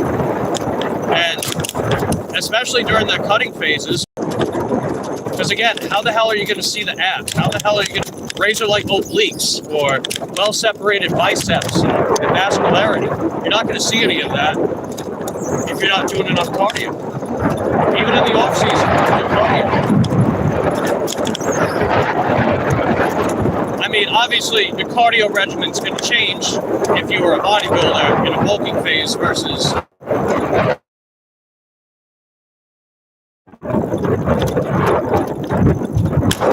you could have abs all year round and get gains. It depends. It really depends. But I've said this too, it's a lot easier when you're not natural. Because if you're not natural, you have to be big and strong and lean at the same time. If you're natural, you can only pick 2 of them. You can be big and jacked and not lean. Right? You can be any 2, but you can't be all 3 as a natural. You have to pick. Right? You have to pick.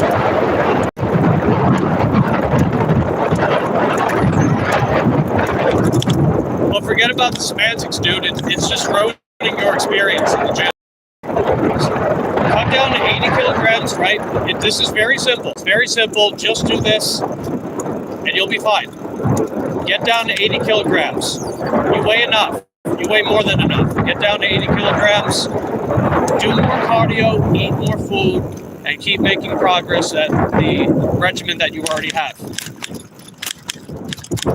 Make tweaks after a certain amount of time passes. Like, if you feel like you can add more volume, if you can push the weight more, if you can push the intensity more, while still doing your cardio, while you're still at that 80 kilograms, then go ahead.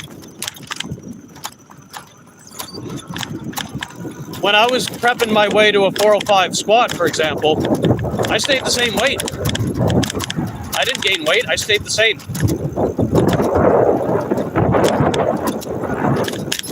Now, I know that's a little different, but again, similar tactics are applied. Because again, what do all these things have in common? They're physically exertive physical activity, right? So if you don't have an ideal cardio regimen, you're not going to get the most out of looking good and feeling good about yourself. You're not. You're just not. And think about the other health benefits of cardio, man. The heart is a muscle, right? The heart is a muscle. The heart needs to be trained. A bigger, stronger heart is more likely to survive a heart attack and less likely to get a heart attack in the first place. So even if you want to look past the body composition benefits of cardio and a sufficient amount and moderate enough intensity with that, look for a health benefit. And again, all those other things are correlated with health, so there you go, right? There's no downside. There's no proven downside. It's just a bunch of gym bros who are lying to you, claiming to be natural, because because they're so big and they're so strong and they're also so lean at the same time. Selling you bullshit programs, selling you bullshit supplements, telling you, buy my program, buy my supplements, bulk and cut, and you're going to get big and swole and lean at the same time. When that's a fucking fallacy. Because in the real world, it doesn't work like that. In the real world, it's a lot more boring. It's a lot more linear. It's a lot more simple than these problems that have been created for the sake of creating a solution for the problem that was created. That's fitness. That's the fitness industry in a nutshell. They create problems so they can create solutions. And they sell those solutions as if this is such a big, convoluted problem. When all it's doing, it's just muddying the waters about how it's actually done in the real world. In the real world, it's not this whole bullshit, not how it's fucking done. Now, if you want to spin your wheels, be my guest. But if you want the cold, hard, honest truth, that isn't just my opinion, by the way. It's not just my opinion. The people that actually give a shit, that actually know what the fuck they're doing, this is how it's done. Do more cardio.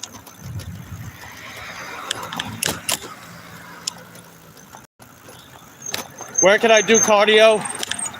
You can do cardio the same days that you go to the gym. That's very common practice. It doesn't have to be the same time. You could go back to the gym and do your cardio, or you can do your cardio after your training session, right? Do your training session, then do your cardio. If you need time to rest in between your resistance training and your cardio, then do that. That's fine. You can go back home for a few hours if you want, then go back to the gym and do cardio. You can do that as well. You can do cardio on your off days, but honestly, I would try to get as many days as you can and go as long as you realistically can too, because you figure you need to spend enough time doing cardio, and the cardio needs to be intense enough, and there needs to be some kind of progression scheme with it. If you're just doing the same old shit on a stationary bike, adding no progression, the same amount of work, you're just getting the same amount day in and day out.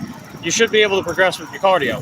If, again, bodybuilding is a serious goal of yours. If bodybuilding's a serious goal, you can't keep saddlebagging your cardio. You got to do your cardio. You got to actually progress with it. Let's say there's two of me. One has abs all around. One who's won't gain the same. Well, keep in mind, no one physique is the same, right? Everyone's genetics are different.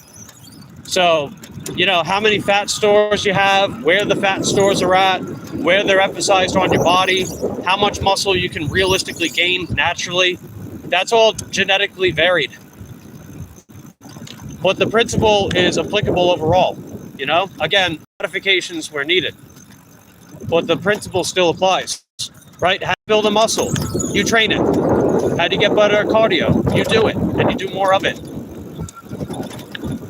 That's applicable principle regardless of one person having a different physique than the other.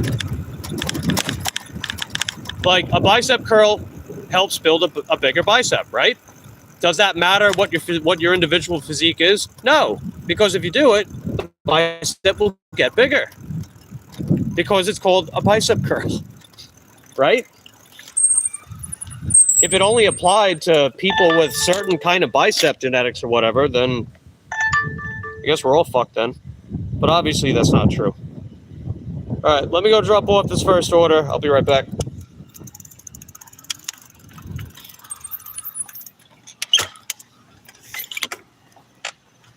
All right, this is the way back burgers. Okay, so it's going to be in here. And nothing spilled. Yay! Not that I doubt it. Not that I doubt it whatsoever. Because you know me.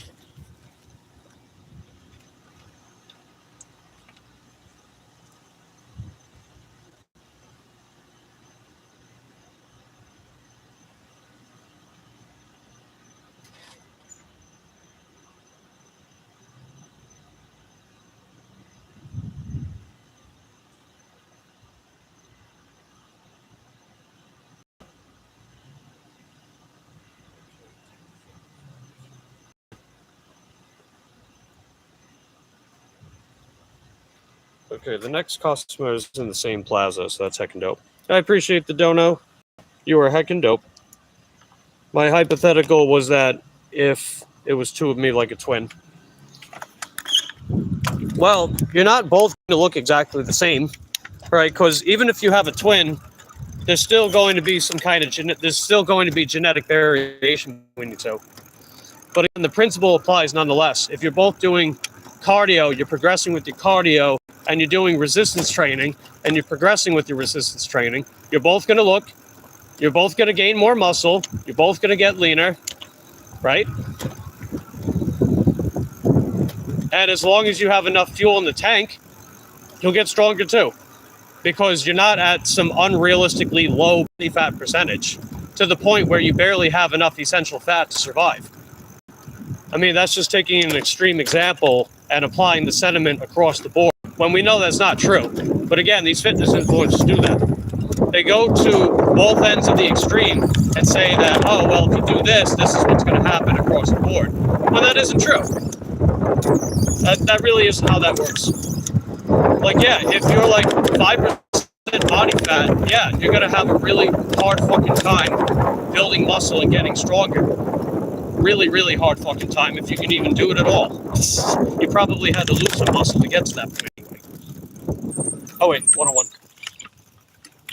Bodybuilder AI said that the leaner one would gain more. Well, the leaner one probably has more muscle, and they have more muscle to show for.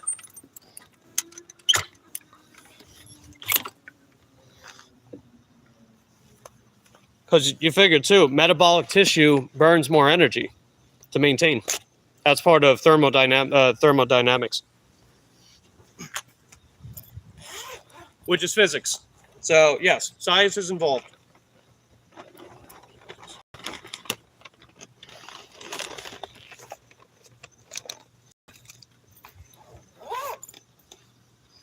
Metabolic tissue burns more. That's just physics. Thermogenesis.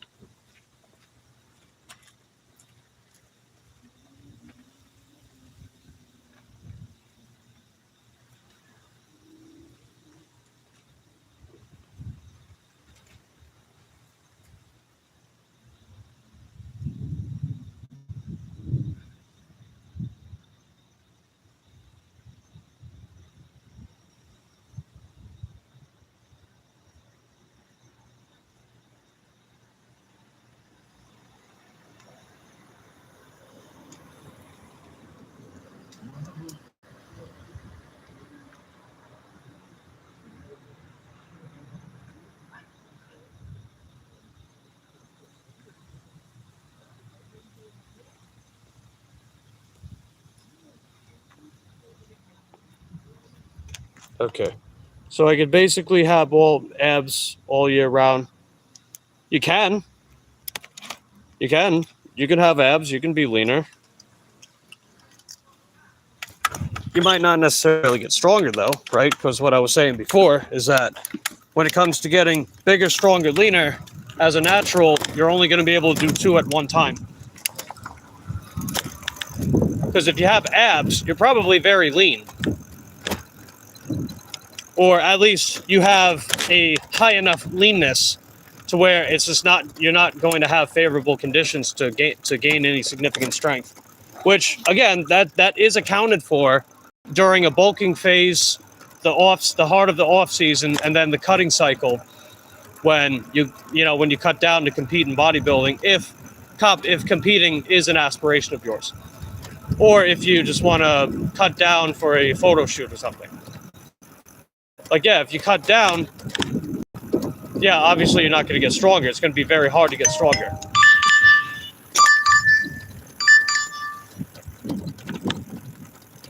What is this, 1250? No, I'm going to decline this one.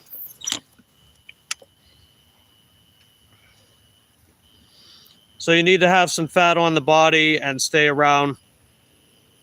You're going to have fat no matter what your body fat percentage is. It's just that the lower your body fat percentage, the less body fat you have. But in order for yourself to get to those low body fats, to have that washboard stomach with the visible abs, you're going to have to lose a lot more weight than you think. So again, the whole thing about like getting bigger, stronger, leaner applies when you can realistically only do 2 at once versus being lean with abs. It also depends on your goals too. If you don't care that much about getting stronger, then fine, you know? But it's just also understanding that for a certain amount of time for you to put on significant muscle in a cost-effective way, you want to get stronger because more strength creates more of a higher threshold for muscle.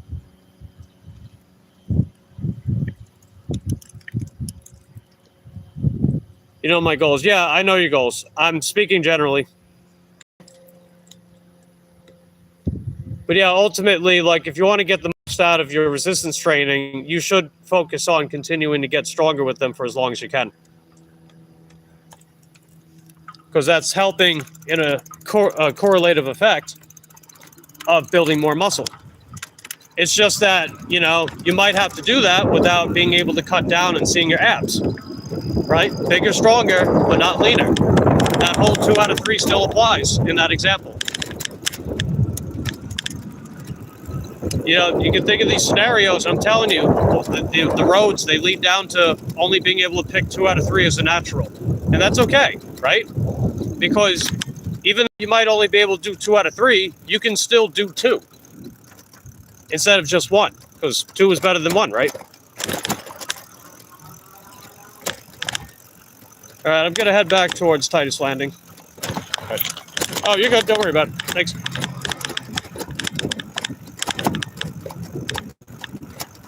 Yeah, just get down to 80 kilograms off.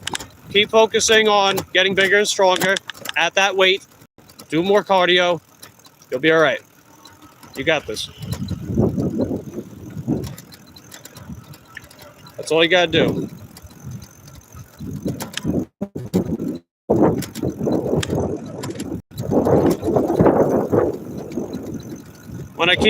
When I keep saying that things are a lot simpler than they seem, I'm dead serious.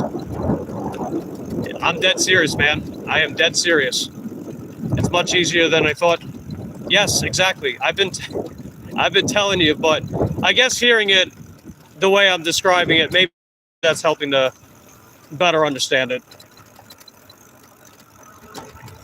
But yeah, it's a lot easier than it's ultimately the biggest commitment is time.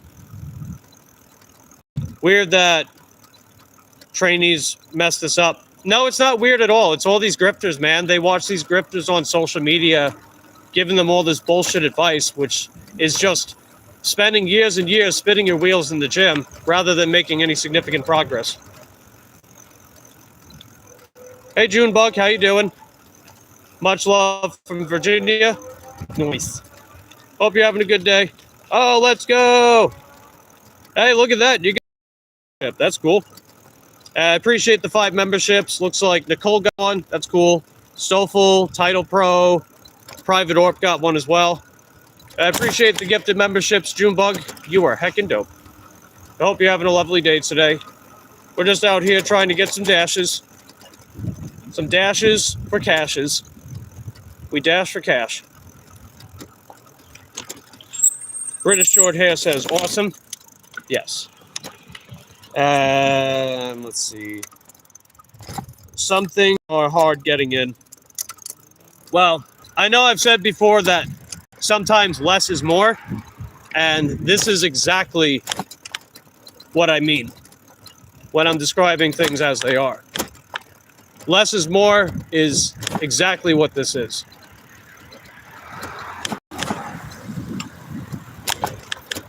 The problem is that it's such an uphill battle combating all these fitness influencers, these large platforms that keep telling people to do all this bullshit in the gym.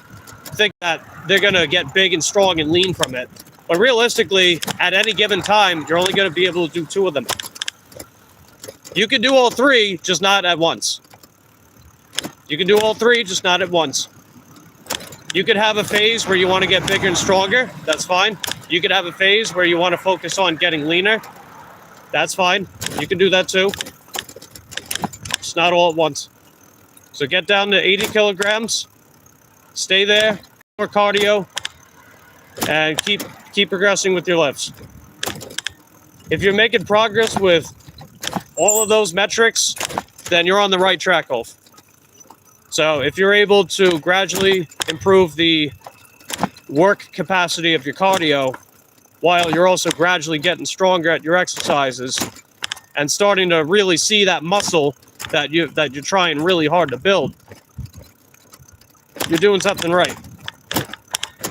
Again, are you going to get 5% body fat doing what I'm saying? No, you're not. But are you going to look more impressive over time? Yes, absolutely. You absolutely will. And let's see, Junebug's got some channel member emojis. They got heckin' dope, amazing, Uber Eats, Winky Tippy, the cash flow, and no bueno. Nice. Muscle growth, it's a process. Over time adds up to more weight on the bar with less body fat. Yeah, there you go. Yep. And when it takes time, I'm serious when I say years. We're not talking months, we're not talking weeks, we're talking years. Years. And that part requires extraordinary patience. Muscle is very stubborn and takes a long time to grow. Naturally. It takes years. And that's okay. You know, you put in the time. You're doing all the right things you got to do. You're going to get there, man. I mean, you've already gotten there in spite of, you know, not taking some of those advices as described. And, you know, I guess like a barrier of understanding, which is fine. That's understandable.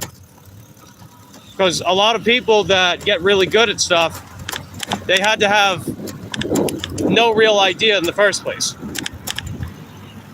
That's part of the learning process, right?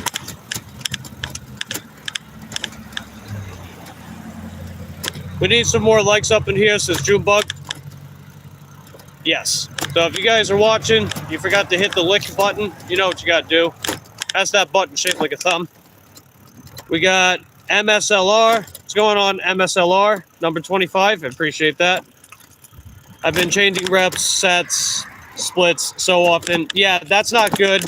And I keep telling you to stop doing that, and you keep doing it anyway. So that's up to you, buddy. I mean, I know you like making programs, but, you know, you gotta, before you make more programs, you gotta learn how to commit to one first. And, like, to really commit to one. So you do that, and then you can have all the fun you want making programs. Because it's one thing to make a program, but it's another thing to understand how a program works and applying it in the gym. So if you're constantly changing it, tweaking it, what are you really learning from that program as it was intended to be, you know? And you're not giving your body enough time to make these metabolic adaptations. I mean, think about it. Evolution. Evolution takes a long freaking time. Doesn't it? It does. Evolution takes a long freaking time. And a part of evolution is metabolic adaptation, proprioception. Those things take time. So if you're constantly changing things, you're not giving your body those adaptations necessary.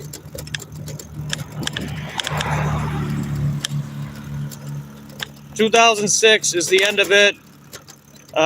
Gonna do the bro split till I get to 80 kilograms, then stick to the upper lower push pull for all of this year. There you go. Looks like we got more. Oh, wow.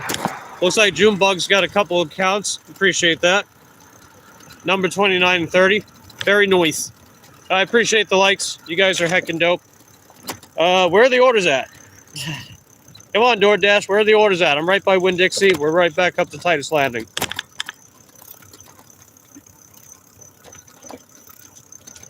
But yeah, we're at 78.96. We just need to make another 22 bucks. We crack 100 for the day. Pretty grindy for a Friday. It's actually our slowest day out of the past week and change. All right, let's see if it's a banger. We got a banger? What do we got? 775 for 4.8 miles. What the hell? What is this? Plus, the drop-off point's horrible. It's southeast of here. There's nothing down there. So, no, I'm not doing that. Come on, give me a better one. DoorDash. Uber Eats. Somebody. Yeah, we got DoorDash and Uber Eats because Uber Eats sent us that banger earlier. So we'll give Uber Eats their time to shine. Send me another banger. Oh, what do we got?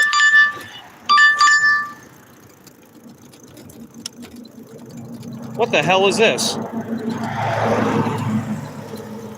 $11, 5.5 miles, and it's taking me northwest. Nope, not taking that either. Because northwest, there's nothing there. Junebug says already, catch up later, stay safe, much love. Thanks for popping in, Junebug. I appreciate the gifted memberships. You are heckin' dope. So can do the same split for all of 2026, 2027 if I don't get injured. Yeah. All right, here we go. Here we go. We got a banger. We got a banger. This one's pretty decent. All right, so it is $14.75 for about 3.5 miles, Chipotle and Space Coast ice cream. Let's take it.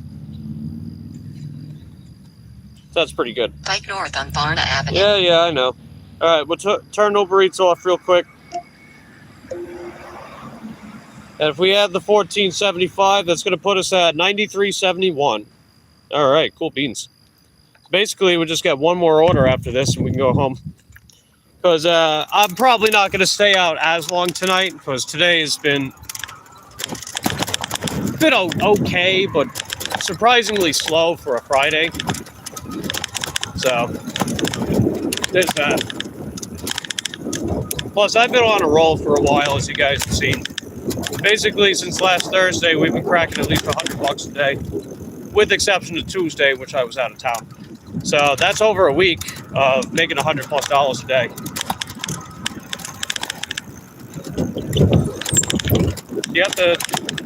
You really have to do that? Super wide turn for no reason, just to pull into a Walgreens. Like, really, dude? Well, actually, it was a woman, but really, dude? Anyway.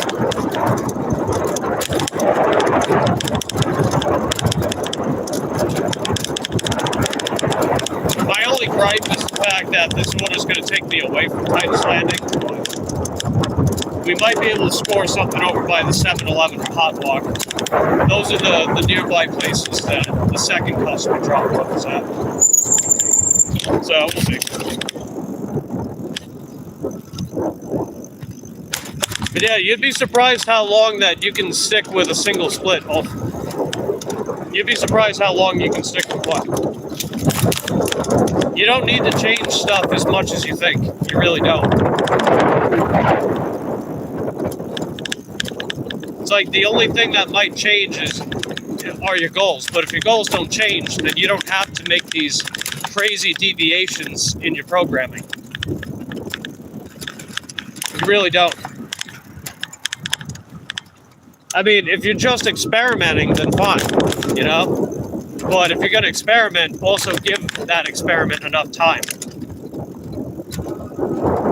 So if you want to see how effective a certain bro split is, for example, then you can't just do it for 2 weeks and then be like, oh, well, I'm just going to do a different split then.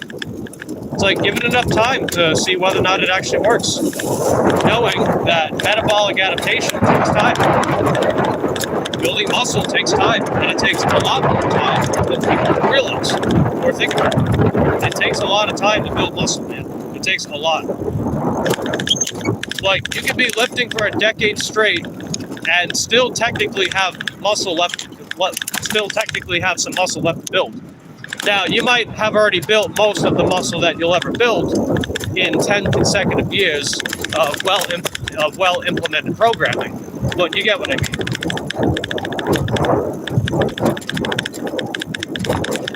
I have good legs, so I can really focus on my torso. So yeah, just stick with that. You know, stick to the one day, the one leg day a week. Don't half-ass your leg training. Make sure that you're keeping up with that. Because it never hurts to have big legs and to even potentially build them a bit more. But, you know, prioritizing your upper body, of course, more sessions and, you know, more of what you need for your upper body to grow. Whether that be more volume, higher intensity, or both, I don't know.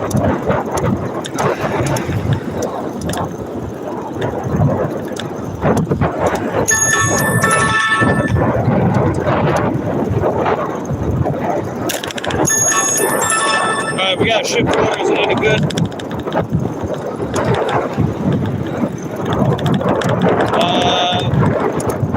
I mean, it's not bad, except for the fact that I'm not over by the Publix and the St. John's Plaza.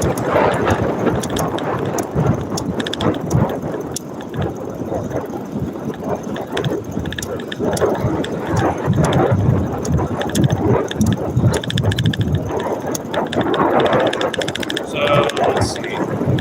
Alright, they want me to go to the ice cream place first.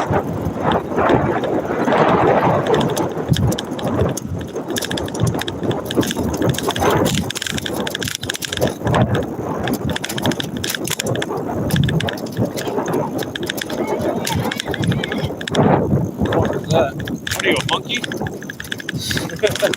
What are you, a fucking monkey? Singing a Rihanna song or something? I don't know what that chick is doing. Always 0 RIR with trap bar deadlift with force reps. Oh no, don't do that. I hope that's a joke, right? I hope that's a joke.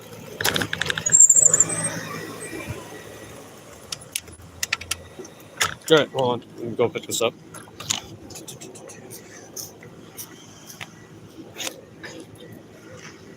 Oh, you are joking. Okay. I thought so. I thought so. Alright, we're picking up for...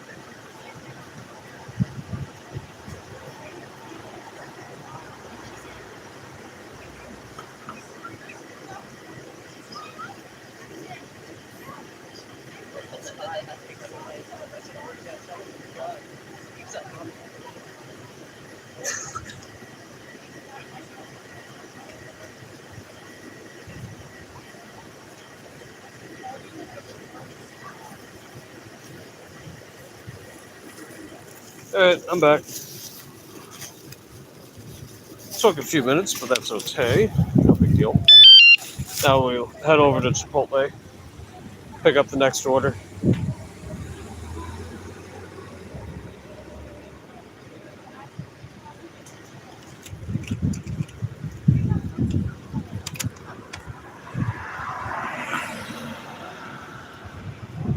Now, let's see. Having biceps from every angle is overrated. Same with triceps. If you don't have hardcore bodybuilding goals, then yes. And even if you do, it's kind of overrated. The main thing about a muscle is you want to make sure that you're training the functions that it's intended for. So you figure shoulder flexion and elbow flexion are the two main functions of the bicep. So if you're getting those functions, such as having your arms extended diagonally or vertically or horizontally and flexing the elbow. So, in other words, like having your arms and shoulders slightly flex extended, like with a preacher curl machine, then you are getting that shoulder flexion and that, that full-on stretch down by the elbow of the bicep with the preacher curl. And other curls, a little differently, it's like one will emphasize one area more, right? But ultimately, you're getting those functions nonetheless. Now, another way you could do it is if you're doing a barbell curl and you slightly lift your elbows up as you're curling. When you do that, you're getting some of that shoulder flexion, secondary function of the biceps, which is actually how I like to do bicep curls with the barbell. You can do that with dumbbells too, or a cable machine, same thing. Instead of just keeping your elbows tucked, which is a really stupid form cue in my opinion, but that's just me. Anyway, I'll be right back. I'll catch up with the chat.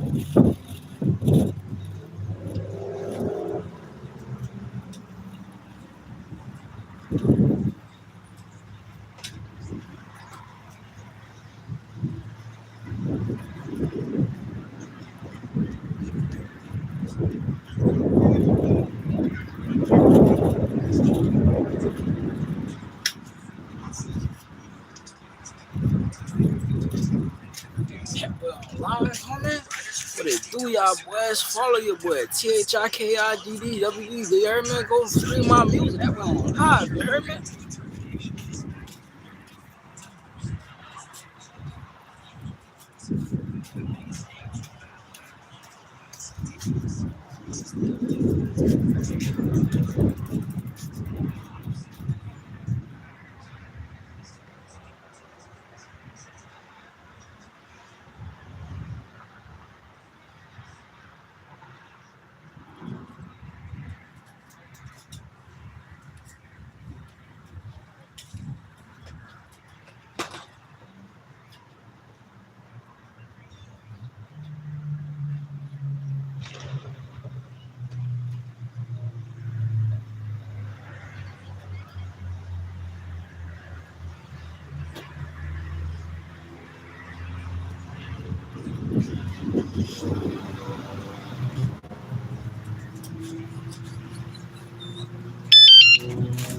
Alright, just got the water. Okay, I think these are both going to the same customer.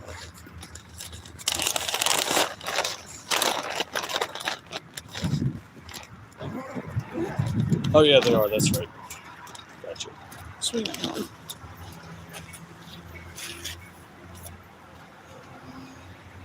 Okay, verify, blah, blah, blah, blah.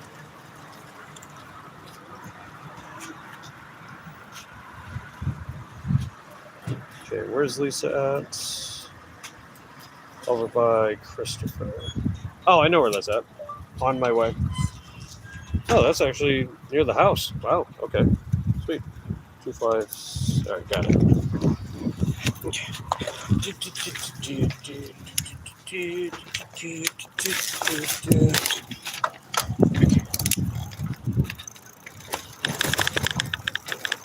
Oh, that Uber Eats customer, they adjusted the tip. So when they said that they would add to the tip, they actually did. And they added just enough to crack $100, which was pretty cool. And I am thinking about heading back home soon anyway. So I figure we drop this off and we head home because we're very, very close to the house when I drop this off. And it's, like I said, today's been kind of an day, but I still made $100 after I dropped this off. Having bicep, oh wait, I already read that. Not leaving bicep gain, not having preacher curl. So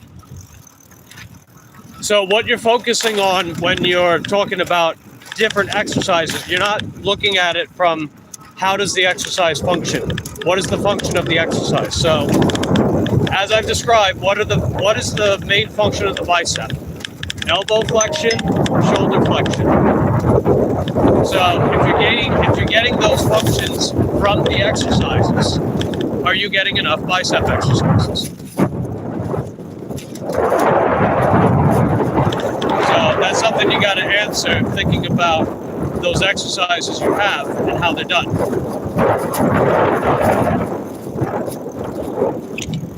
Look at it this way too. Leg extension versus squat. What do they both have in common? They both extend the leg, right? Because that's the main function of the quadriceps. The main function of the quadricep is leg extension. And hell, I mean, the exercise leg extension is the namesake of what it's supposed to do.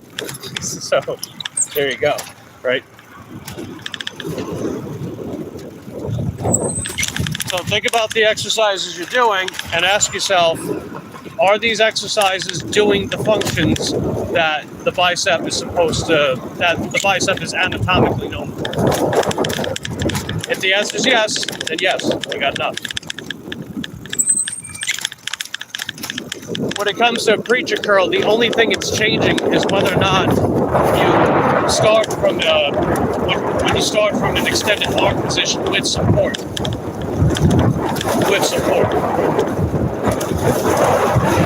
And of course, the positioning of a preacher curl means that gravity is pressing down on the shoulder and that upper portion of the bicep, right? Which is actually emphasizing the stretch on the elbow because you're also holding the weight down. So, physics. So the reason why you get that stretching sensation down by the elbow is the positioning of having your arms fully extended, supported, but also more similarly to the position of gravity, gravitational force. Because you figure when you do a preacher curl, you're also starting in a position where the shoulder is slightly flexed, right? How do you flex the shoulder? You bring it forward, you bring it up. So when you're bringing the shoulders forward to get in the starting position of a preacher curl, you are getting that shoulder flexion, correct? And when you curl the weight up, you're getting that flexion in the elbow, correct? Yes. So the reason why I really like preacher curls is because you're getting both. Does that mean that does that mean you can only do preacher curls in order to get shoulder flexion as a secondary bicep? No. I just described another way you can do it. It's simply getting the shoulders up, right? It doesn't even have to be a crazy effect either. It can just be slightly. So when I'm curling the barbell up, for example, I'm not just flexing my elbows right up. I'm also slightly flexing my shoulders, which is bringing my elbows up and down. So I'm getting more of that secondary function of the bicep, rather than just keeping the elbows down. Therefore, keeping the shoulders down, or neutral, should I say. Neutral. It's got to wait to cross. Tricep reverse grip, push down, tricep extension.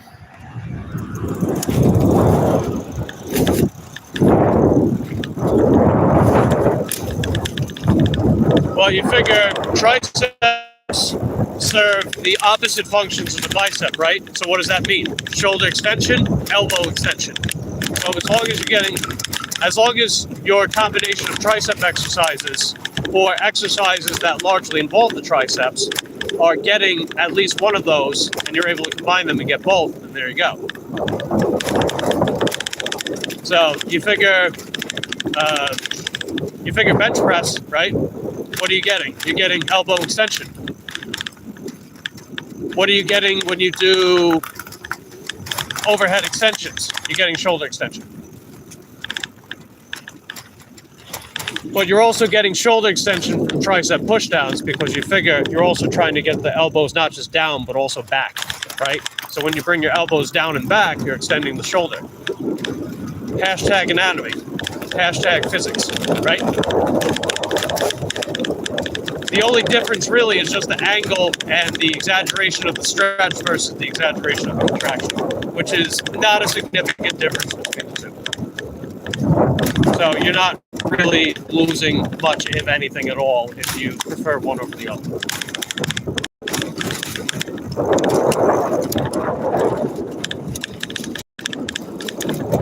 What do we got? Jack says 100 again, dude. Oh yeah, we're doing 100 again.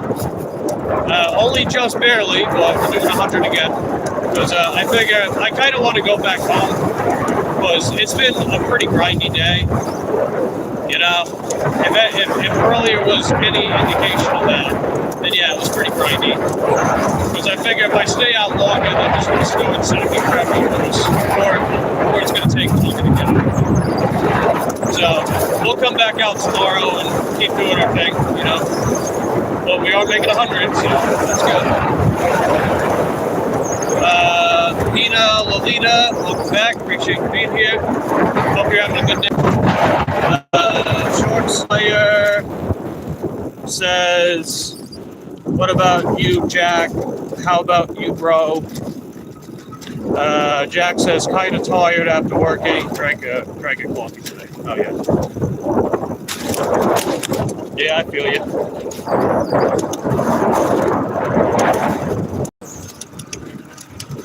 But yeah, when you're picking out exercises, though, look at it from the standpoint of what are the main functions of the muscles that you're trying to train. How does this exercise do that?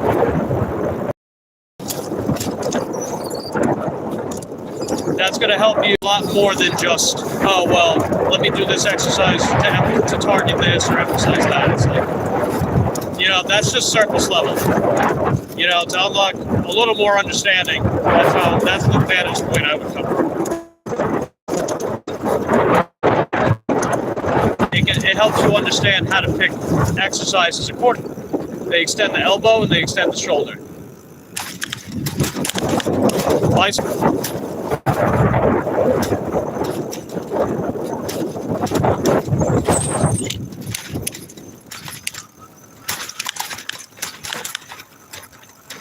Hamstrings, knee flexion, hip flexion,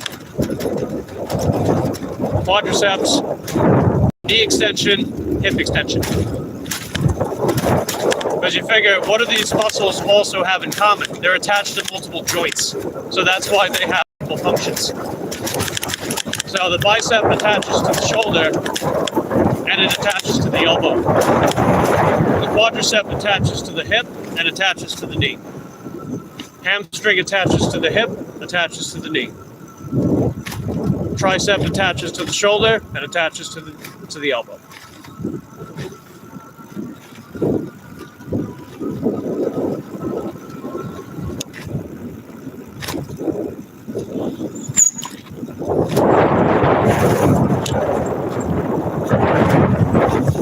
Make sure the chat doesn't freeze. Sometimes when I go in these network drop-down areas, it hides the chat. Or it hides comments, you know. Which is no bueno.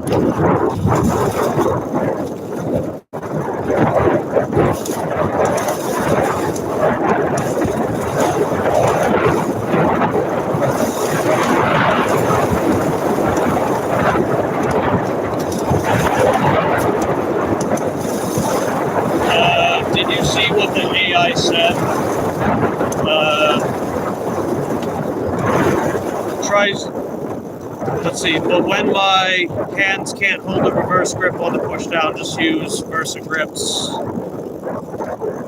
Haven't tried that one before because I don't yet.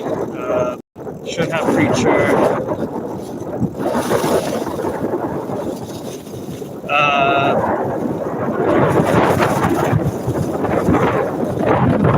I don't know where the AI comment is.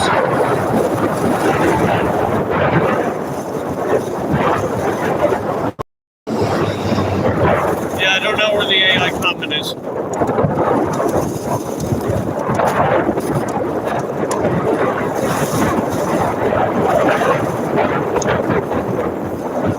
I'm not doing big bolts anymore. I'm staying leaner around 80 to 85, growing slowly.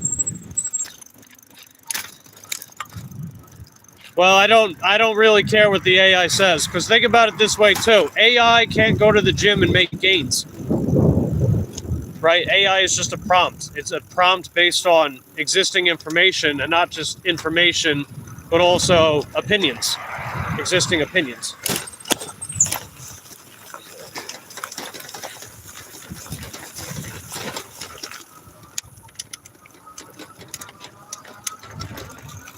And there's nothing inherently wrong with opinions and stuff, but again, like, you can retype the prompt, it gives you a different answer. There's no consistency. It's not consistent. Which is reflective of how people train in the gym, not consistent.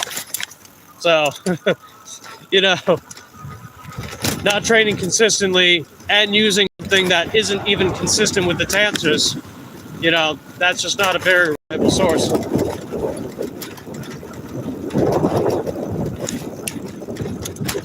And the thing about building muscle is we can read all the papers we want and shit, and I get that.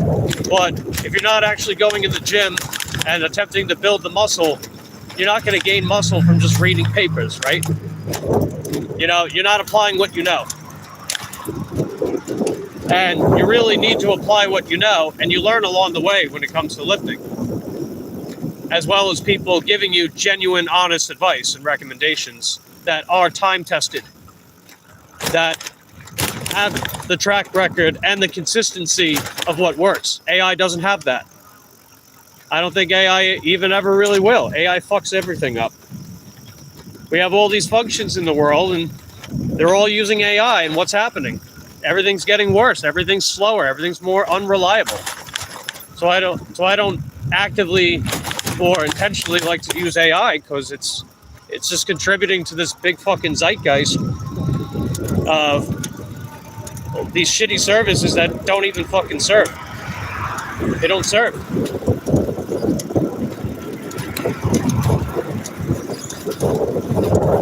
Again, you learn something, apply what you know, and see what happens. Sometimes the best way to learn is to do. Learning by doing. That's something I was taught when I was growing up. Actions speak louder than words too, right?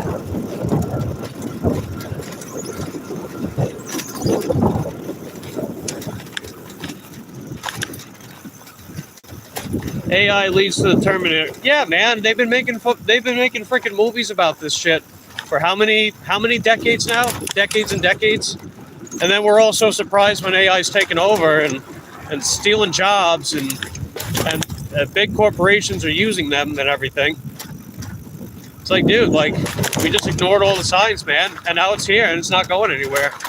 You think the federal government's going to do anything about it? You think anything they do is actually going to really do anything? No, it's not. It doesn't, and it won't. And it's sad. So I figure the one way I do is just, you know, try to create as much organic stuff as I can. Like, if I make a thumbnail, I take my own fucking pictures and I'll use tools to edit it and stuff in my editing software, whatever, right?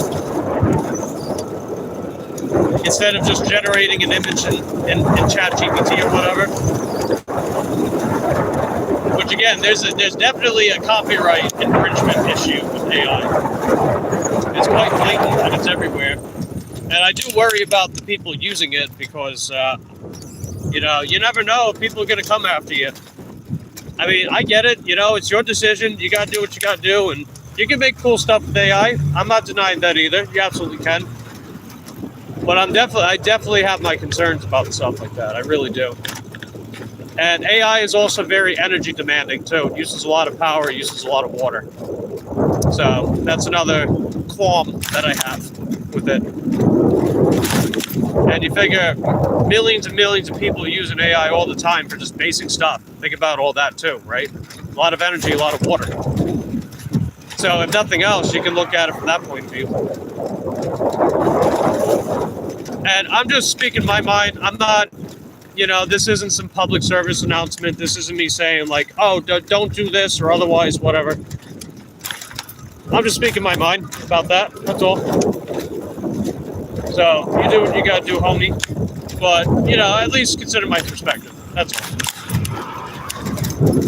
For that particular topic. Not that I want to like go that deep into it. It's just general thoughts. So I digress. Let's see. Ulf says 2:24 a.m. Good night. All right. Good night, Ulf. You got to get to bed earlier too, man. I know that sleep is not the easiest thing for you either, but if you're going to increase your energy demand, then you also need adequate sleep. You know, you got to sleep enough too. Because you figure when you go in the gym, you're breaking muscles down, right? You're tearing the muscles down. But when you're resting, the muscle's repairing itself. So if you're not resting enough, if you're not sleeping enough, your recovery isn't adequate enough, you're not going to be able to recover and repair your muscles from these sessions enough. So just keep that in mind as far as, you know, the more cardio and keeping up with your resistance training and getting yourself down to 80 kilograms. You know, if you're not getting enough sleep now, you got to figure out how to get enough sleep somehow. I mean, take freaking NyQuil if you absolutely have to. Not medical advice, so don't take that. Don't take it as medical advice. Just saying, you know, just saying. When you get the idea.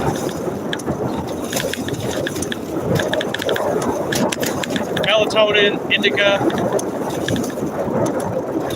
whatever, to help you sleep, help you fall asleep, stay asleep. I mean, heck, maybe even doing your cardio before bed can help too. Some people, it gets them wired up. Other people, it helps them sleep better.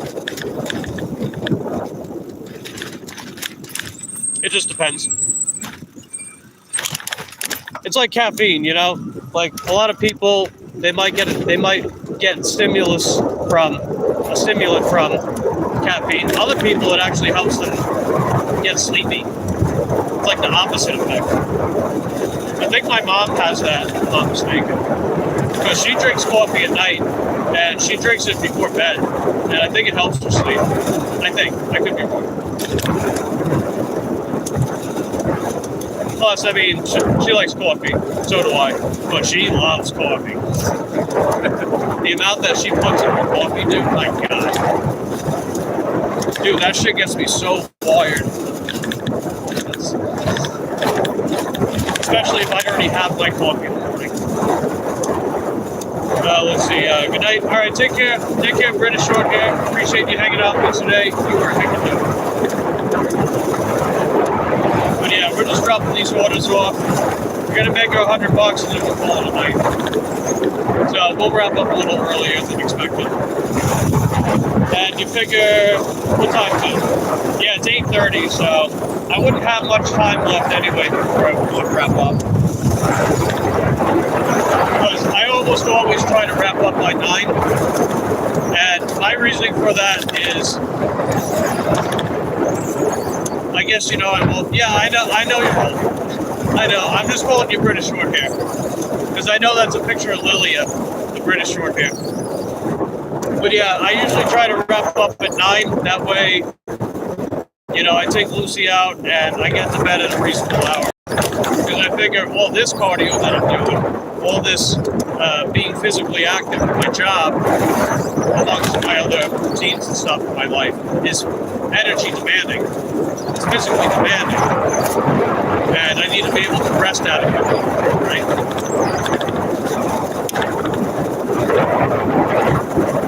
Got to be able to have a sufficient amount of rest for all this activity I'm doing.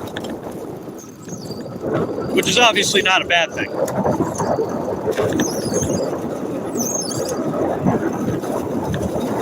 Alright, 566. Yeah, that should be coming right up. It's going to be on the right.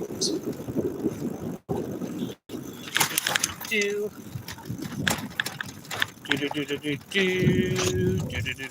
Do.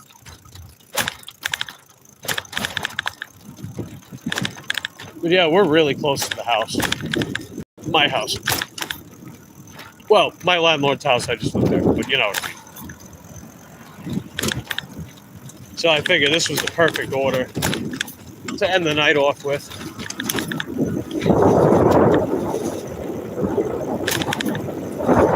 I might try to stay out a little longer tomorrow, depending on how busy it is. But yeah, like I'm actually quite surprised that the past couple of weekdays were busier than a Friday. Isn't that weird? Like, how often do you guys experience that? If you guys do, feel free to let me know in the comments down below. But I would say this is the first time where it was really notable. I mean, you figure what? I made somewhere between $125, $135 for Monday, Wednesday, and Thursday, and yet I'm barely cracked at 100 today, Friday. You know, that's a little weird. I mean, I'm not complaining because it's another $100 day. I just think it's a little weird. That's almost never the case, you know. Hey, what's up, Cole? Is it cold there? No, it's not. It got up to 86 today. And it's supposed to get up to like 85, 86 tomorrow. It is going to get cold Monday and Tuesday, though. It's gonna dip down the lows in the 30s and highs in the 50s, which is not that bad. But I figure I'll probably just take like a half day, or maybe even take one of those days off, because we can actually afford to take days off. Wow. All right, I'll be right there.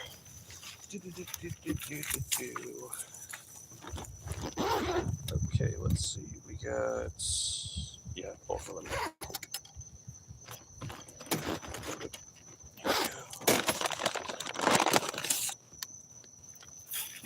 Hey, how's it going? Hey, how are you? Good.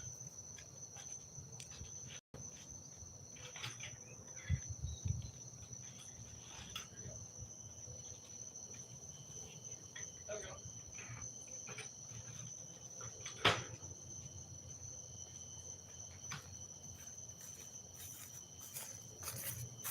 Okay, sweet.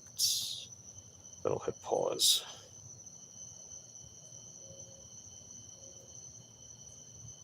Then end the dash. Bam.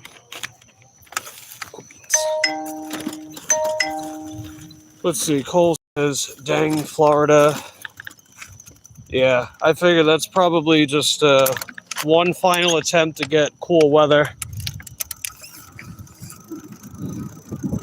Bro, it's been 30 degrees top here. Oh, wow. That's rough. Let's see. Jack says toast. All right, let me stop my mile tracker. All right, we've gone 19.9 miles tonight. Let me screenshot that. So we do a little math, add up the miles and everything. So yeah, the final amount that we made was $100.59. So we just cracked 100. But hey, it's 100, right? 100's 100. And so 19.9 miles. And what did we do earlier? We did, what was it, about 21 or so? Let me double check.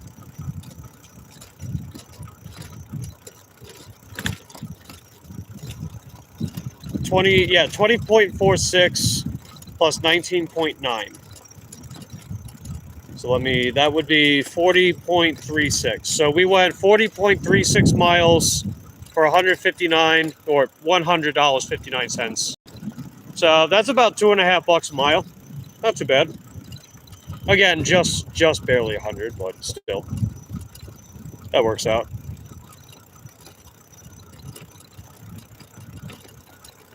And yeah, that Uber Eats customer tipped it almost an extra $7, so that was cool. That's what helped.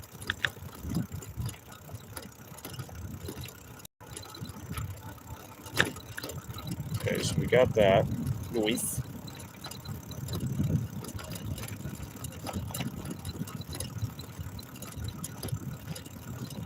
And let's see, Jack says heckin' dope.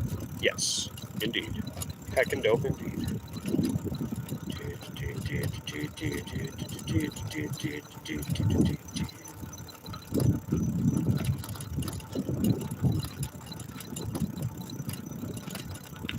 So close that out. I'll double check that stuff on our walk. Or before we walk.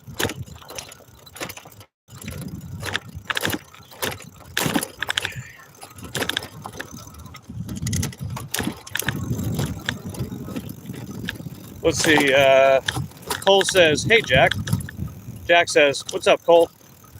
That's excellent, bro. $100 is the goal. Noise. Yeah. The goal was 100. We made 100, so we made the goal. And believe it or not, this was actually our worst day of the week so far, which is funny to think about. If $100 is my worst day of the week, honestly, that's something, dude. That really is. I'm not used to that. I'm definitely not used to that. But I think maybe I'll get used to it more. Maybe I'll get used to it more, you know, because I'm just feeling pretty good about this year, about what lies ahead.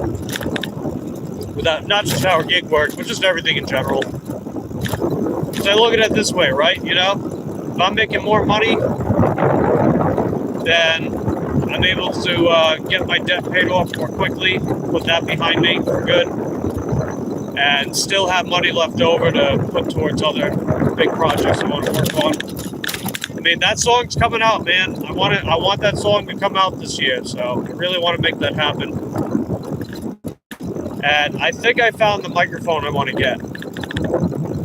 I was doing a lot of research into it. It's a very, very nice microphone to record vocals and stuff with. It could also just be used for other general recording too, not just for music, but it's really good for music. So I'm looking into getting that. It would set me back about $110, which is actually pretty good for something of that caliber. It even has a cheaper version, which is almost as good. Although I figure I'd be willing to spend the extra $40 for the better one. Tomorrow is definitely good juju. Yeah, I think so. I think it'll be. I think it will.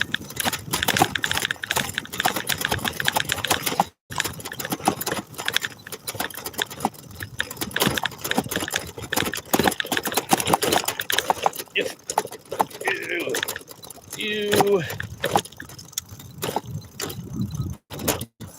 Yeah, I'm glad I kept that external sound card as well, because I would need one of those to run the microphone into, record vocals. I could also run my drums into it, and my buddy can run his guitar amp into it, which we've actually done before. And then just load that up on the Reaper DAW, and you got yourself a workflow.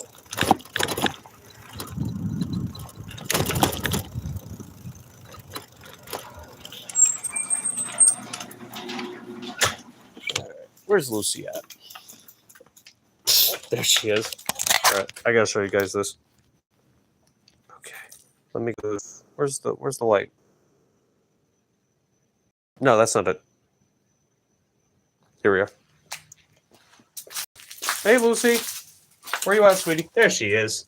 There's Lucy. Look at that beautiful face. I can hear her crying in there. She's like, come on, let's go, Unky, let's go. Ready for a walk, Unky? I'm coming, sweetie, I'm coming. Yeah, I noticed, like, the past several days, she gets just as excited for her walks at night as her park time during the morning. So that's pretty cool. Dorito ears. Oh yeah, I love those little Dorito ears. Who could resist those? You know? Who could resist those little Dorito ears? All right, let me just get myself situated here. Plus, I don't want to keep Lucy waiting. But yeah, Jack's got some heckin' dope music emojis. Very nice indeed. All right, turn that off. Yeah, I didn't even have to swap the battery out today. That was cool. All right. I don't think I had. No, I didn't have to yesterday either. Still glad I got the other battery though. All right. I'm coming, Lucy. Unky's coming, baby.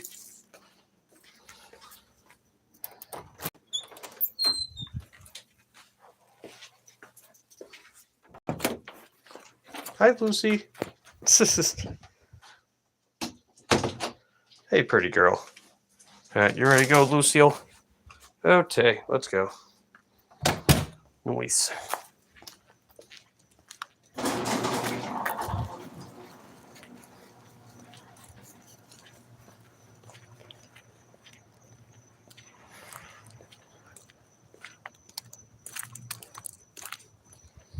But yeah, that recording microphone, I have that on my Amazon shopping list. That's something I would like to get soon. I'm just going to do a little more research with a couple other things before I do, but that's the one that I'm eyeing at. Whoops, daisy. Yeah, it put my Wi-Fi back on. That was stupid. I didn't want it on. I don't know why it does that. Because I had the Wi-Fi setting turned off. I just wound up turning it back on anyway. So I find whenever I stream, it actually runs better when I keep the Wi-Fi off. Wonder how dogs view nighttime. Dogs got, right? I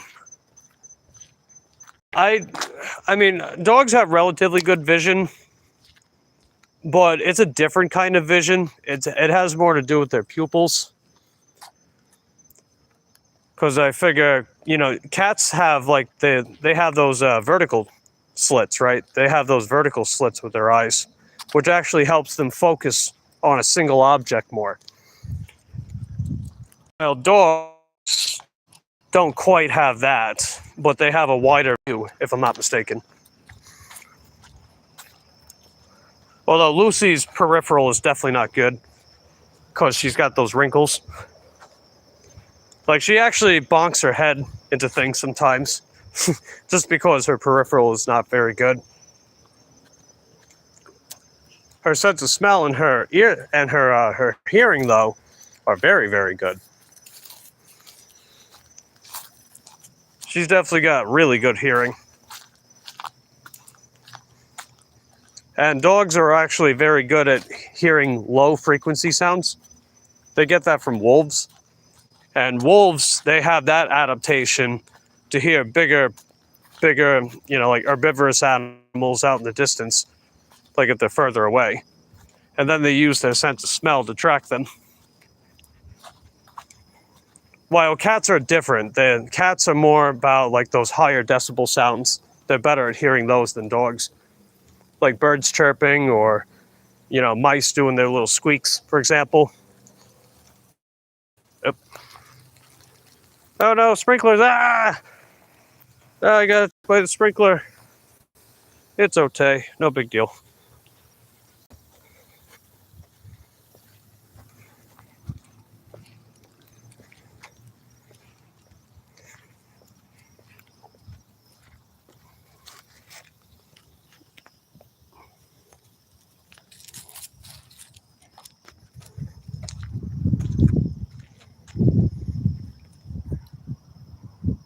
Yeah, I got her to stop marking the fence. I'm sure that the guy that lives here is happy about that. Because I know he washes this fence every day. I mean, look how clean it is. Look at how white this fence is, you know? Well, with the exception of this part, but generally speaking, his fence almost looks brand new every day. So I had to break her habit when she would mark it. And it looks like we got her to stop doing that, so that's good. Cole says, really? Yeah, that makes sense. Yep, indeed. Because you figure cats and dogs hunt differently too. And I don't mean just like the traditional house cats and dogs like Lucy. I just mean like the genus. You figure like lions, tigers, pumas, bobcats, even house cats versus like wolves, African painted hounds, regular dogs. Just different hunting tactics, different adaptations based on their different hunting tactics.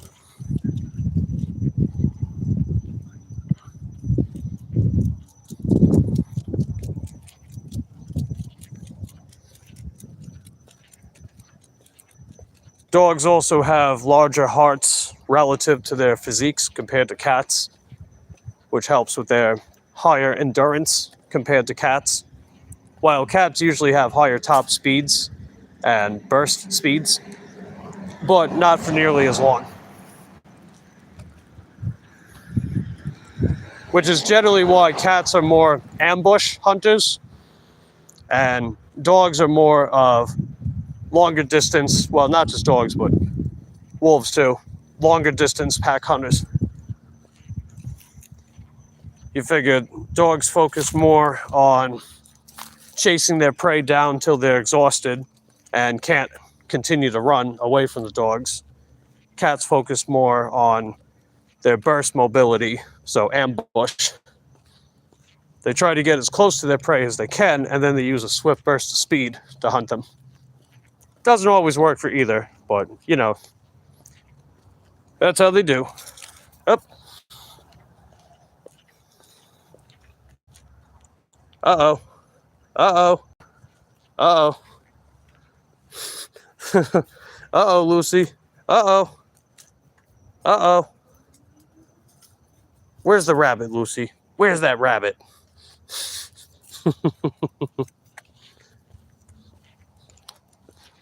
You gotta be careful, little rabbits. Lucy's on the loose. Lucy loose.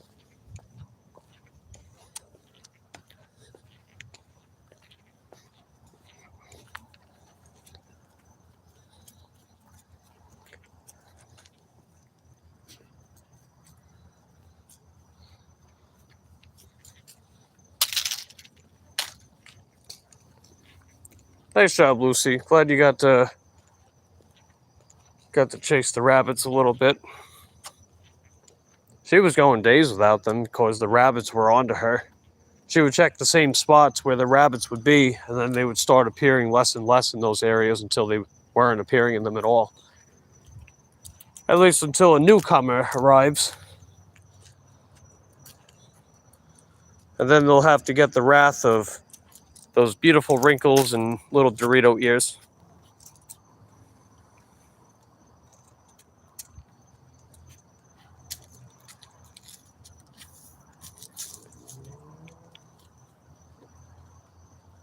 Hey, what's up, Eric? Good to see you. Appreciate you popping in. We did make our $100 goal for the day, just barely, and I decided to wrap up a little early, just because it was, I don't know, today was slower than expected, I guess, but we still pulled off the $100 goal. You had no bueno right now? What happened? Cole says, hello, Father Eric. Jack says, what up, Eric? Eric says, sup, bro? Eric also says, hey, Jack. But yeah, why the no bueno? Very slow day? Ah, I see. Yeah, it was pretty disappointing for a Friday, man. Like, even though I pulled off $100, it was actually my worst day the past week. And that's unusual. Friday's usually, like, first or second best. I guess people just weren't up for the Friday today. Maybe it's got something to do with the paycheck cycle as well. Maybe people already spent most of their paychecks. Heck no, it was pure crapola. Poopy doopy. Jack said, kind of slow for me too. Yeah. So it's not just us then. Seems like a lot of people today. Well, except for Queen. Queen's out there killing. She was making heckin' money. Seems like Deanie Weenie was doing pretty good too. As far as that. Let's see. Cole says Erica Shauna. Yes, Erica Shauna. Eric also says I'm only at 4.88. Oh, the customer rating, right? I mean, that's higher than the 4.76, right? So I think it'll keep going back up. Just got to give it some time. Hopefully no more of these poopy doopy customers with their unspecified issue. Please don't time out for that, Eric.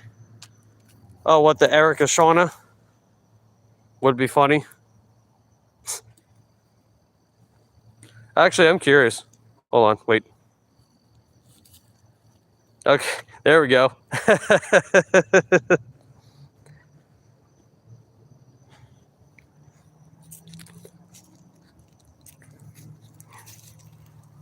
Nice job, Lucy.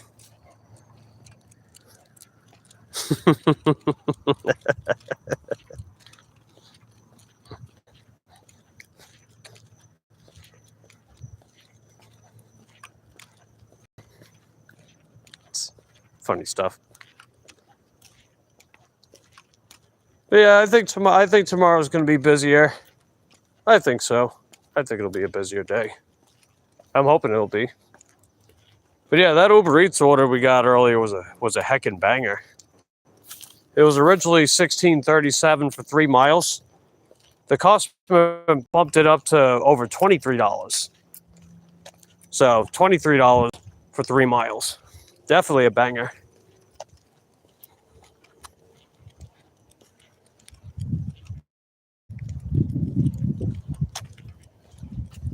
In fact, actually, them bumping up the tip is why we cracked 100. Otherwise, I would have stayed out a little longer. Because if I stayed out a little longer, would have made the 100 either way. You're currently being recorded.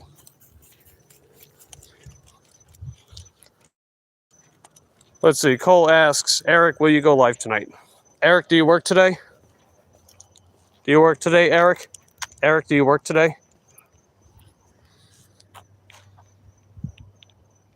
Not right now, bro.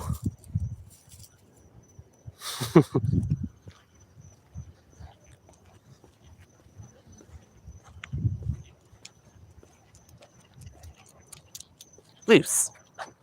We'll see, Will.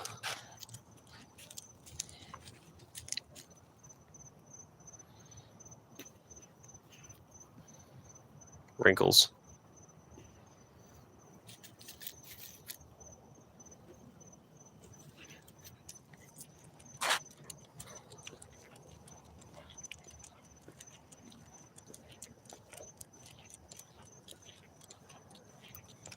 Yeah, either Monday or Tuesday, I'll finally get around to changing that DJ bike tire. I just haven't done it yet. I have everything I need. I haven't felt doing it. I don't really feel like it. Just like SpongeBob said to Plankton when Plankton kidnapped him, tried to make him a slave, and then he built a robot version of him, who also said the same thing afterwards. Let's see, Eric says, nope. Okay. Jack says, been meaning to watch the Star Channel, been working a lot. Yes. And good thing for the Star Channel, leaning more towards the games and karaoke stuff. I think that's heckin' dope. Add a nice little bit of spice. Has a little bit of spice is nice. Haven't really been going live much lately. Yeah, I've noticed. Hey, it's all good, man. Go live as often as you want, or as not often as you want, whichever's best for you. I figure I've been feeling pretty good about lives. That's been a big reason why I've been livening it up more. Will it last forever? Probably not. But, you know, I'm feeling good, so that's why I've been doing it. I've also been a little burnt out from the pre-recorded content lately. Other than, like, the corny joke of the day and posting clips of Lucy. Those seem to be the two running themes that people like to keep watching for my shorts. Aside from, like, an occasional other post, too.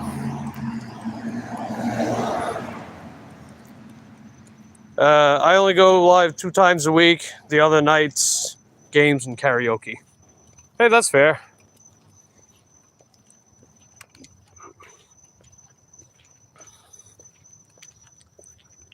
That's fair. That is fair. I like the little references you drop once in a while, Mike. Good stuff. That's how I roll.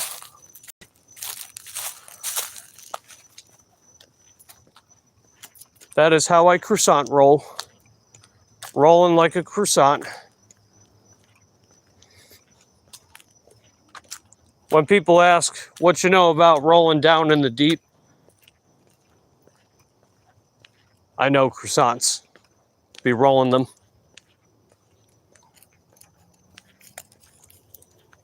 Other rolling, though, I don't know. Not do be rolling. Because me no do that. Because me get bad side effects, so I don't do that.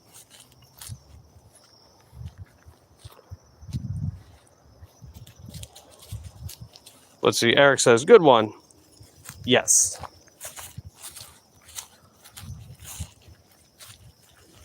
What kind of croissant, though?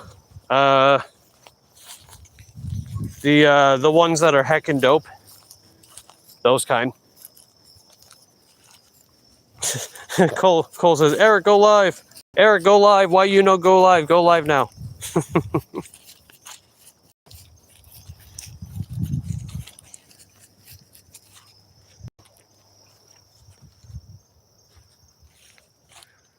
Oh, yeah, I'm gonna turn around over here. Cole says, hopefully tomorrow isn't rigged on doordash end. Yeah, that would be good. You know what else would be good? If I actually get some freaking bangers from shipped.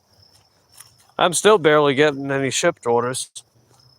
Well, I'm trying to give Eric some of them, some of the ones that maybe I wouldn't pick, in the hopes that maybe he'll do it.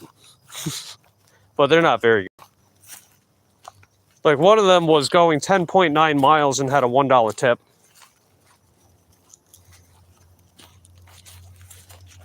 Which, again, like, if you live so far away, that's a disgrace. $1? Really? $1?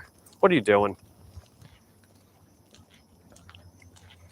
It's like, you know you live far away from the store and still only tip $1.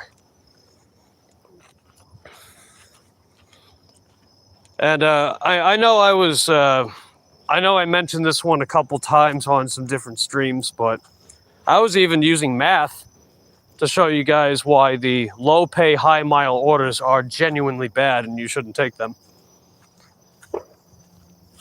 Because you figure the amount you spend on gas plus the 15.3% tax rate, you know, that independent contractors have when paying their taxes, not including everything else too. And you barely get any of the money that you're supposed to be making. So you figure the 15.3%, ah! Oh, shoot. Where you at, Lucy? Lucy? Where you at? Oh, there you are. It's like she teleported. Did you teleport, Lucy? That kind of reminds me of Minecraft when, like, you got the dogs and you can just run away very fast and far, and then the dog just teleports next to you. It's like Lucy just teleported. She was behind me too. You guys saw that. She was behind me. So how she just magically appeared in front of me, I don't know, man. That's some voodoo stuff. Which is actually funny to think about because I had those voodoo season chips. Those voodoo hots or voodoo heat. That's what they're called, voodoo heat. You guys ever have those? They're pretty good, man. I like those. The Minecraft thingy, yeah. Just the dog magically transporting to your location. I heard a loud bang. What was that?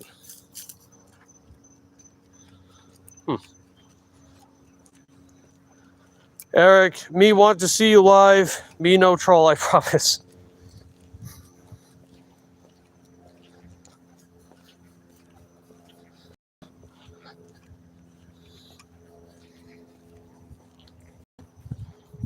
LOL, cool. J. Get it? LL Cool J. LOL Cool J. Anyway.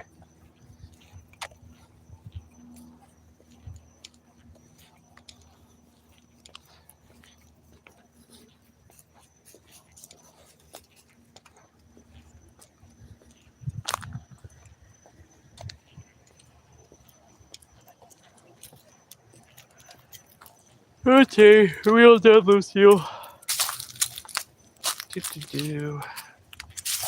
Alrighty. Yeah, we're just about to go back inside. She got her walk, she did her thing. She's happy. And I am content.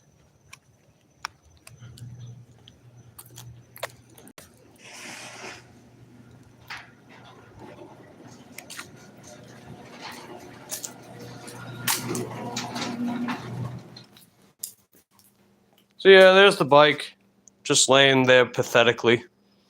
But the new tire, it's in that green wrapper. I'll do that Monday or Tuesday. Because right now, I don't want to, because I don't really feel like it. Where you at, Lucy? Leave the villagers with no home. You like to loot the chest, take their home away. Oh, God. Those poor pillage the village, right? You are the pillager of the villager.